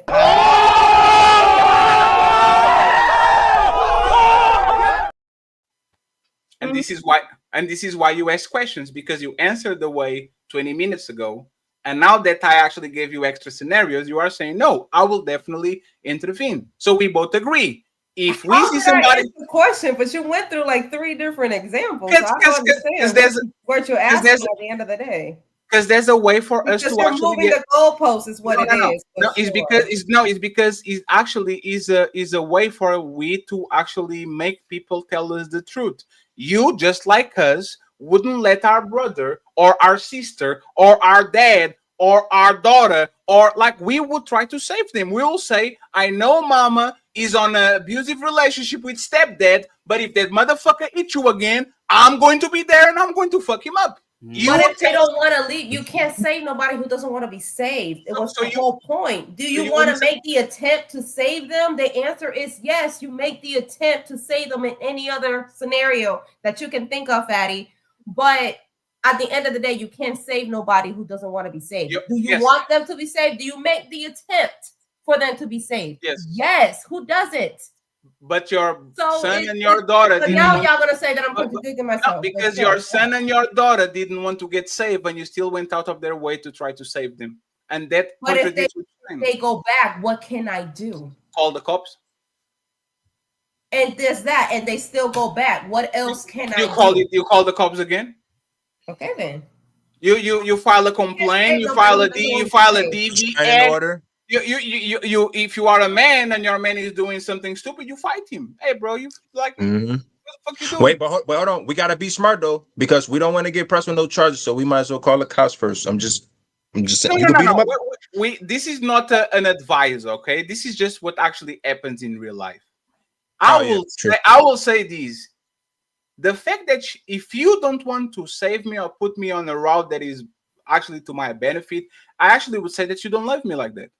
Oh yeah, right. Of course. And I'm not expecting a person to go and get me in a burning building 7 times and risk staying there, right? Like I try to grab you when you go right there, and I try to grab you when you go right there. I understand that at some level you need to just give it up, but for the most part, if at least you don't make an effort, when I don't see a burning building, I see actually a very nice, like I'm hallucinating. That's love. A lot of times you love somebody, and everybody sees the fucking spikes. It looks like a cactus, but you see a beautiful rose, right? And you try to grab it, and you're like, oh shit, that shit stinks. Like this is what a lot of times love is. If you don't go ahead and you don't call me out and you don't try to correct me when I'm doing something that is bad for me, I would actually say that you don't love me like that. You love whatever I do for you, because when it's time for you to do for me and actually take me out of harm's way, there's no firefighter. There's no. Back to my original question for you, Fatty. So would you let your homeboy, your brother, marry the hoe, even though you know she a hoe? But he in love with the hoe. I will tell him several times, and I'll try to dissuade him several times. So when the day comes, you're not gonna object. I don't have to object, because marrying a hoe is not something that is life threatening. It's something that might be 1 second. Marrying a hoe is something that might fuck up his emotional, might fuck his money. But if he was marrying a murderer, I will definitely fight him, and I will stand on that chick and says, "Yo, Mister, that I have something against it. This woman has bodies on her truck. I don't want her to marry my friend." So he can potentially lose his life. He can potentially take care of a child that this hoe might have that might not necessarily be his, but he's taking care of him for the full 18 years. No, absolutely. But if okay, I'm giving you analogies just like you gave me. So okay, Carmen, I'm not contradicting myself. I will say, and Carmen, I will say and do something, but there's levels to this. One thing is me being a simp and trying to take care of a kid that is not mine. Another thing is this woman putting her hands on me, try to run me over, try to do a bunch of things that actually can get me out of this planet. And I'm like, you know what? I will definitely tell you, bro, this woman is literally abusing you. How can you sleep next to a woman that tried to run you over last week? That's not the same thing as that. No. You have to acknowledge what he. So to expound on what I think you're not listening, because he's telling you, Fatty would definitely keep telling the person they stupid. Keep telling the person they're choosing to live with this woman. Keep telling the person that, hey man, even though he goes back over and over again. He actually, and let me finish. Fatty, I think because y'all stuck so much in the scenario, Fatty wouldn't admit. Fatty's not acknowledging that I know Fatty. He would continue dealing with the person. Just continue to do that, especially if they continue to come back to him and say all these other crazy stuff. You know what I'm saying? Like he would disassociate with himself with somebody, especially if it's affecting him as well too. If you ain't gonna do nothing about it, get out my face. That's the type of person he is. But if he's still dealing with you or connected with you, hey, you stupid. Hey, you for real. Did you change that situation? Oh, you still stupid. Like most men, if we befriend someone, we'll still continue telling them they stupid. If they do something to the point that is now completely dysfunctional to themselves and the people around them, men will disassociate themselves from the men. But the difference with us, we're gonna call you stupid every single day if we associate. As long as something you are able to change and it's not causing dysfunction to us. Women will go, "Oh, you did the right thing, girl. Don't worry about what anybody telling you, girl. Hey, that's your life, girl." But when you get mad, you stupid as hell. And that's the difference. Yeah, and you know it because you said it earlier. It ain't the fact that women are hard on each other. Women are terrible to each other, and women don't even like each other. They enable each other to make the worst mistakes. They enable each other 304 behavior. They'll let each other neglect and not monitor their kids. They'll let them leave their kids and go on girls' trips and leave the man and the kids there by themselves. The only time they're actually hard is when they get mad at each other and they tell you exactly how they really feel about you. We both is hoes. We both is trifling. But I'm mad at you right now. I'm gonna tell you, even though we're going to enable each other 30 seconds from this argument. But that's if y'all can get over it. Because typically when men tell each other the truth, it creates a stronger bond. When y'all finally, let me finish. When women eventually tell each other the truth, y'all will cut that woman off because y'all so used to lying to each other, enabling each other that when y'all finally tell each other the truth, you cut that hoe off and you'll call her. You know what? Hey, Ali, can I? Oh, hey, one more thing. Oh, my bad. When LEEOSHA said that we want to see y'all do good, we just don't want you to do better. Nope, that's not the truth. They enable each other to do the wrong things, just like they doing. They like being around each other, being around other women to do the same thing they doing. As soon as a woman actually betters her life, without her telling you, she gonna cut herself out your life anyway. Because one is gonna be jealous of you for bettering your life, or you're gonna cut them off because they're not betting their life while you betting your life. It's the famous race to the bottom. Is the famous race to the bottom. We are not going to fight to get each other better. We are going to try to outmatch each other to get each other worse. And as soon as the other woman doesn't want to be worse, she wants to be better. Now is the crabs on the barrel. How dare you have a boyfriend and not be fun anymore? I will try to. He doesn't listen to you. Oh my God! I think you should leave him. I think you actually leave him. You know what? You know where you are good at with me. And if you don't leave him, I'm not a good friend to you. I thought we were best friends. And that relationship is a wrap. And you know what actually happens in reverse? Damn, Ali going to get married. Damn, I need to get a new PlayStation partner. Hey, Baze, what's up, man? Hey, still love Ali. Yeah. I know we don't have to talk as much. Hey. I know we don't have to hang around and go to parties and all that True. shit, but hey, I you just good? said it was late as night. Hey. No, you're gonna want to get. Hey, Tiz, you got married. I want to hear what Tiz Oh, wait, say. I got married? Hey, Tizzle, you got married. Yeah. Hey, man, Tizzle, yo, you know what? Man, I might need to get married. Anonymous, man. Yo, Tizzle got married. I'm getting married. I'm not. Yo, man, maybe I need to get married. Blessing. It's a blessing, bro. I'm telling you, it's a privilege. You got to find you the right one, fam. I'm telling you, once you do it, you can't never go back. You feel me? Yeah, it's But crazy. now, Ali, It's the way crazy though, the way they race to the bottom, like Fatty said. Exactly. Ali not lying though. I got a prime example he was talking about earlier. So we was talking about how us as men, we look out for our homies. Now, I'm not a real one, and this is actual real example. I'm not a real one if I'm going up to my homie and he DMing me, right? And he telling me that this shorty being on some whole shit. She sending ass pics and she don't want nothing serious. Now, I'm the right one for saying you don't need her. But if he choose to keep on going to her, that's his fault. But I'm not finna sit there and be the fake friend and like, hey, bro, she not the one for you. You don't need to talk to her. I don't care if she got the fattest ass ever, fattest titties. I don't care if she look fine or whatever. If she not for you, she not for you. You don't want to deal with headaches, bullshit, like I said, because usually I'm not ever going to front. This go for everybody, not including men. Some people just like to see what they see and they think about the moment at the moment first. They don't like to think about the long term. It's like, oh, well, you know what? They don't look that bad. Let's see how it go. Or like let's see, can I get some out of them? You see what I'm saying? Like, and it take for you a real one to let your homie know you don't need that shit. Not Like, only that, if we know you doing a good woman wrong, we gonna bomb on you. Yeah. And we not Oh, yeah. random. Oh, yeah, Like for if we sure. know you doing a good woman yeah. wrong, I mean, We gonna call you out. Hey, you not my friend no more. I don't know you. I don't care if you my relative. We not, and men will cut you. Are off. y'all really? Oh yeah. Yeah, of course. Of If we course. know, 'Cause that's now, if we know you giving a man, if we know you giving more right here. Are y'all really? if we know you give because see, y'all not as good as y'all think. as the bro code. Hold on, we know y'all not as good as y'all be saying y'all are. If we know y'all trifling to that guy, you inconsistent to that guy, you don't take care of that guy. Hey, you cheating on her? Oh man, I understand. Yeah. But if that woman's doing everything you asking, she's holding you down, she's always there for you, and you treating her terrible. Oh yeah, we'll cut you off in a heartbeat. Because most men ain't getting treated by most women. Just be keeping it real. Most women that ain't as good as they say they are. They're typically not the good person in the relationship, and they're using the man. They'll stay with the guy, complain about the guy, but they know he's valuable. They just won't cooperate with the guy, so we know they're using him. And you know that too, Carmen. There's nothing most men won't do for you. Yeah, that's true. But women complain about being a wife.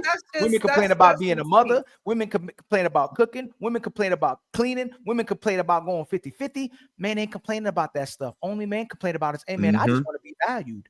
I just want to reciprocate. I just want to be valued. I want to be loved, like you said. I want to be appreciated. I want a motherfucker to motivate. Yep. I want somebody to motivate me when I'm on my downs, or I'm at my lowest. Somebody that could tell me that I could do better, that they can inspire me. All that shit. They not doing that. I'm gonna say it again. I mean, I agree. I was just shocked about the fact when at least I was like, I would call a man out if they were dogging out a good woman. And it's the same. Like, yeah, would you rather have a great career or a great man?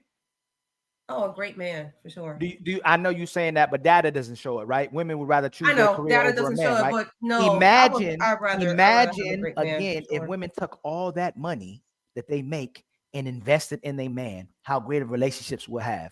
And she not only that that's why a lot of men say now, if a woman don't spend money on you, she don't love you, because she tries to keep her money and get you to spend, and she'll spend your money. But if you get a woman to spend on you and she loves you too, imagine you'll get the best version of yourself and a man while you investing in that man, because men naturally quadruple everything you do for them. If a woman rolled up on you right now, say, "Hey, you know what? I've been checking you out for a while, and here's $20 for your haircut. Here's $30 for your haircut." You know how many women don't even pay with offer money to get their man haircut? Or if you go on a date, babe, I got it. You surprising your man with some clothes. You surprise him with a good time. You actually taking your man on a date. If women invested in their man, they will quadruple his success. They will quadruple that type of a man. But most of their investment is in themselves, and most of what the man is doing, they want to invest in themselves as well too. That's why a lot of them end up alone. Unfortunately, but yeah. I will just say this and then we wrap it up, right? When a woman is a good woman and their friends know it, the friends are always going to hear compliments about how great of a relationship they have. This happens all the time. When a man has a good woman and they're talking on locker rooms, in the Sunday function, at the Super Bowl house party, and that woman is serving plates and rubbing on his back and not being in like dressed and this like on a conservative way, right? Everybody like, For real. oh, hey, congratulations. real. You have Yep. like, hey man, Yep. I wish my woman could A, B, C, D, right? This is usually what men do. Them some real friends. And woman a lot of times, like woman a lot of times, and I see this first and with one of these women get one of these baller players with a mansion and all that shit, and every single party or function is on their house. Those friends are not happy for her. They are not. They will stay. They will go to that house 20 times a year, do the barbecues, watch the sports, go to the pool, do the kid baby shower, and secretly like, fuck. Why can't she get these and I can get these? And well, like I said, I will say it again.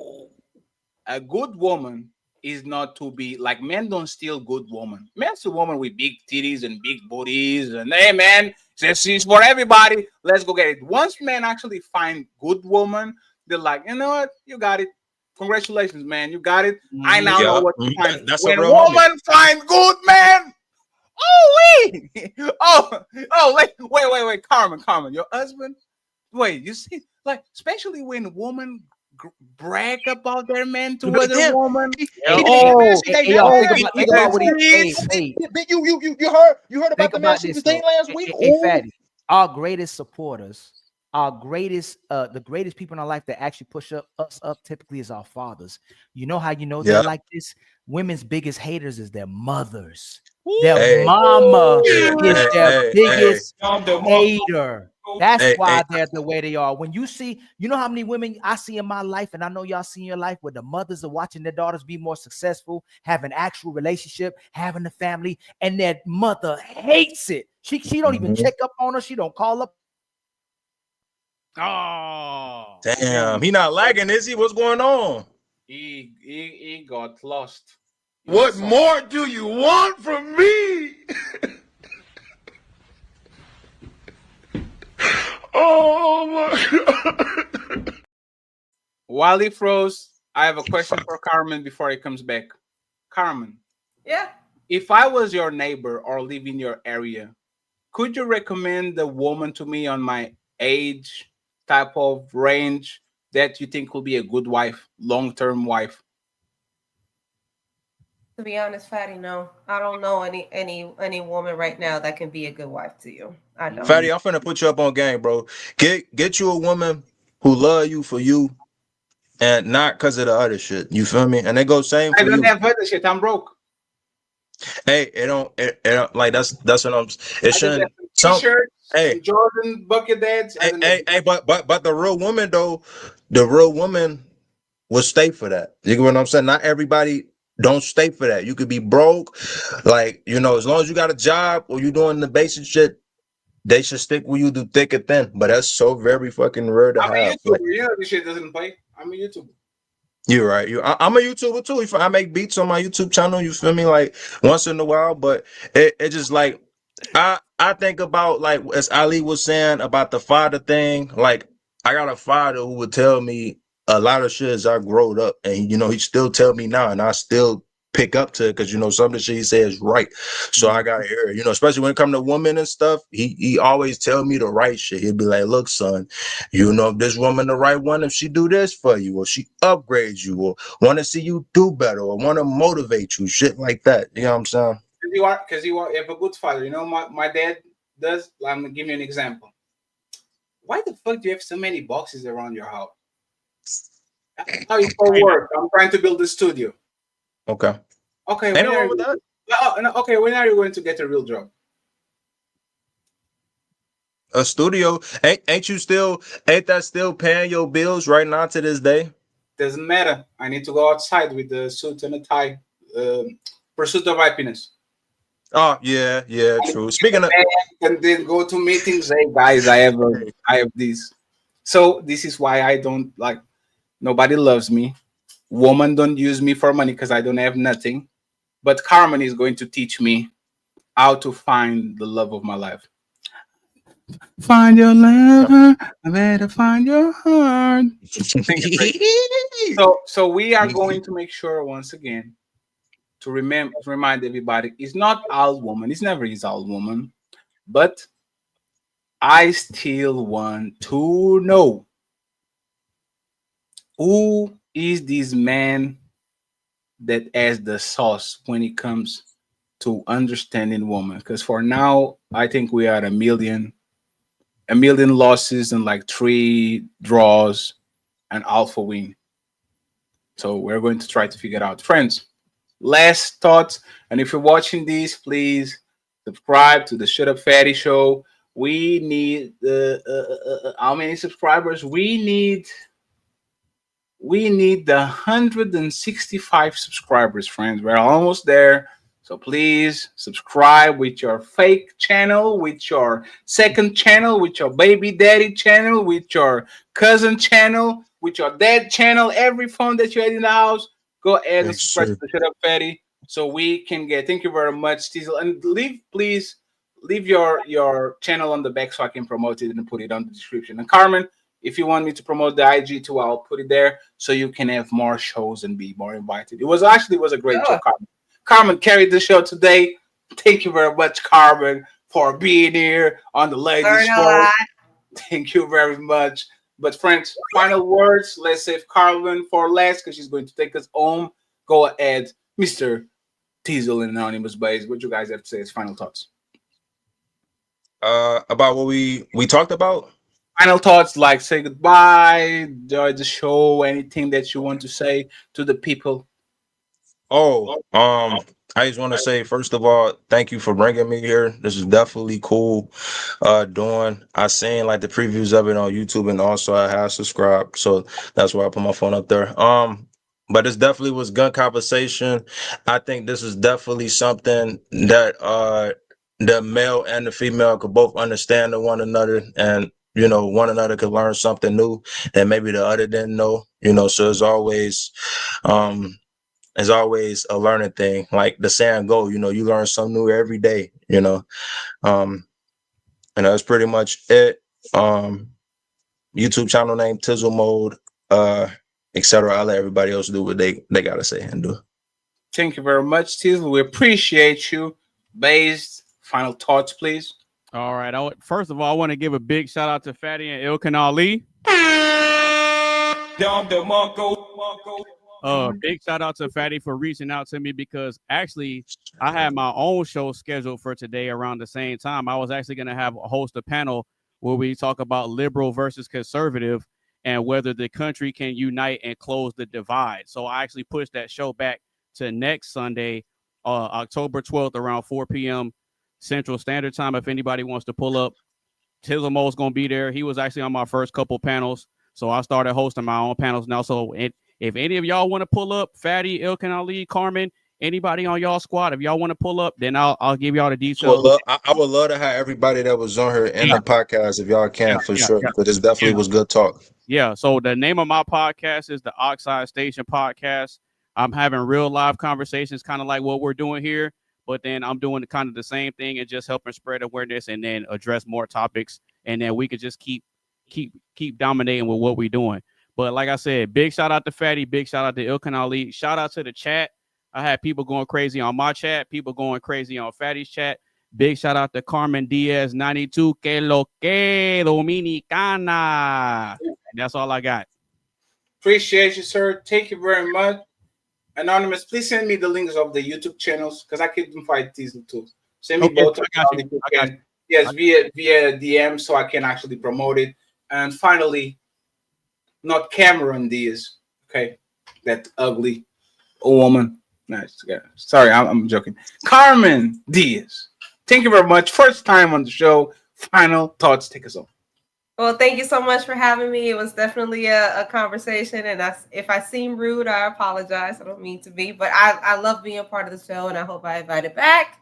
Carmen. And I'll definitely be interested in anonymous base, like for sure. I will say I'm more conservative than anything else. Hey, there we go. There we go. We in the game. Anyway, so yeah, it was definitely a pleasure. It was different. I really enjoyed myself, and I hope I'll be back. Carmen said if I was disrespectful. Carmen doesn't watch our shows. I do. There was mild Carmen. There was no. Actually, there was very. Today's show was very safe. It was a very safe show. So shout out to you. It was a good show, cold show for us to get back into the rhythm. See you next Friday. I'm going to try to do some shows during the week to get this monetization going. Absolutely. Friends, I appreciate y'all. I appreciate y'all. Let me read. Ali, can you read because my shit is froze. Can you read the last super chat, please, if that was possible?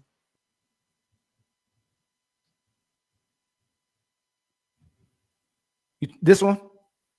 I think there's a super chat. I think it was L Nixon sent the membership or something like that. Right here.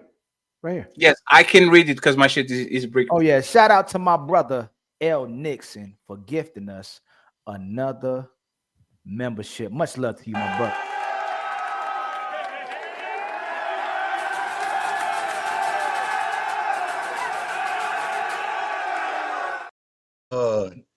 Much love to you, my brother.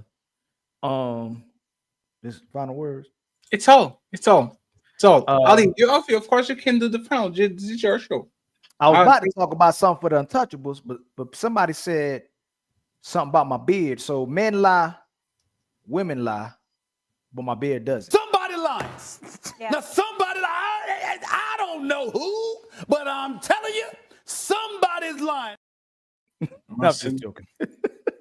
And then Jay, I think shout out to my brother Jay M for becoming a member as well too. My brother, much love.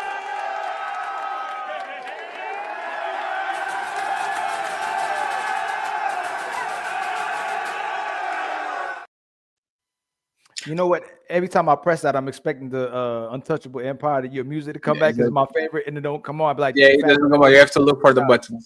There's too many clicks. But friends, once again, man, I appreciate y'all. Once again, minor setback for the massive comeback. Make sure you support Mr. Ilkan Ali. Is going stupid. He's going crazy. And the Shut Up Fatty show, luckily, will be monetized on the next 7 days. So we can start to go do the pre-recorded videos that we're doing before. We did it once. We do it again. You can't stop us. You won't stop us. Carmen. Won't stop. Bass. Teasel. Ilkan Ali and Team Fatty. Signing out. Untouchable empire, baby, built to last. Ladies first. Y'all know what it is, Lenny. Ilkan Ali, Ferry on the panel, Sunday 5 p.m. We gon' live again. Hey. Pull up on the set, it's the lady for sure. Talking all that beef, let the real ones know. Cardi versus Nicki, but it's bigger than rap. It's women versus women while we tearing the map. With them crowned up, no shade in my glass. But jealousy's a poison that be eating real fast. At 5 p.m. sharp, we gon' put it on blast. Untouchable empire, baby, yeah, built to last. Yeah, talk slick, I'm the queen with the pen. But why we throwing shots when we should've been friends? The sisterhood exposed, got the world in suspense. Instead of lifting up, we just hop over the fence. Ilkan Ali on the mic, Ferry in the frame. Ladies first Sunday, we ain't playing no games. We bring the empire heat, put respect on the name. Untouchable, baby, we forever untamed. Sunday, 5 p.m., better lock in. Ladies first, guns untouchable, we clocking. Queens on the stage, no stopping. Empire, baby, this the new wave popping. Brother.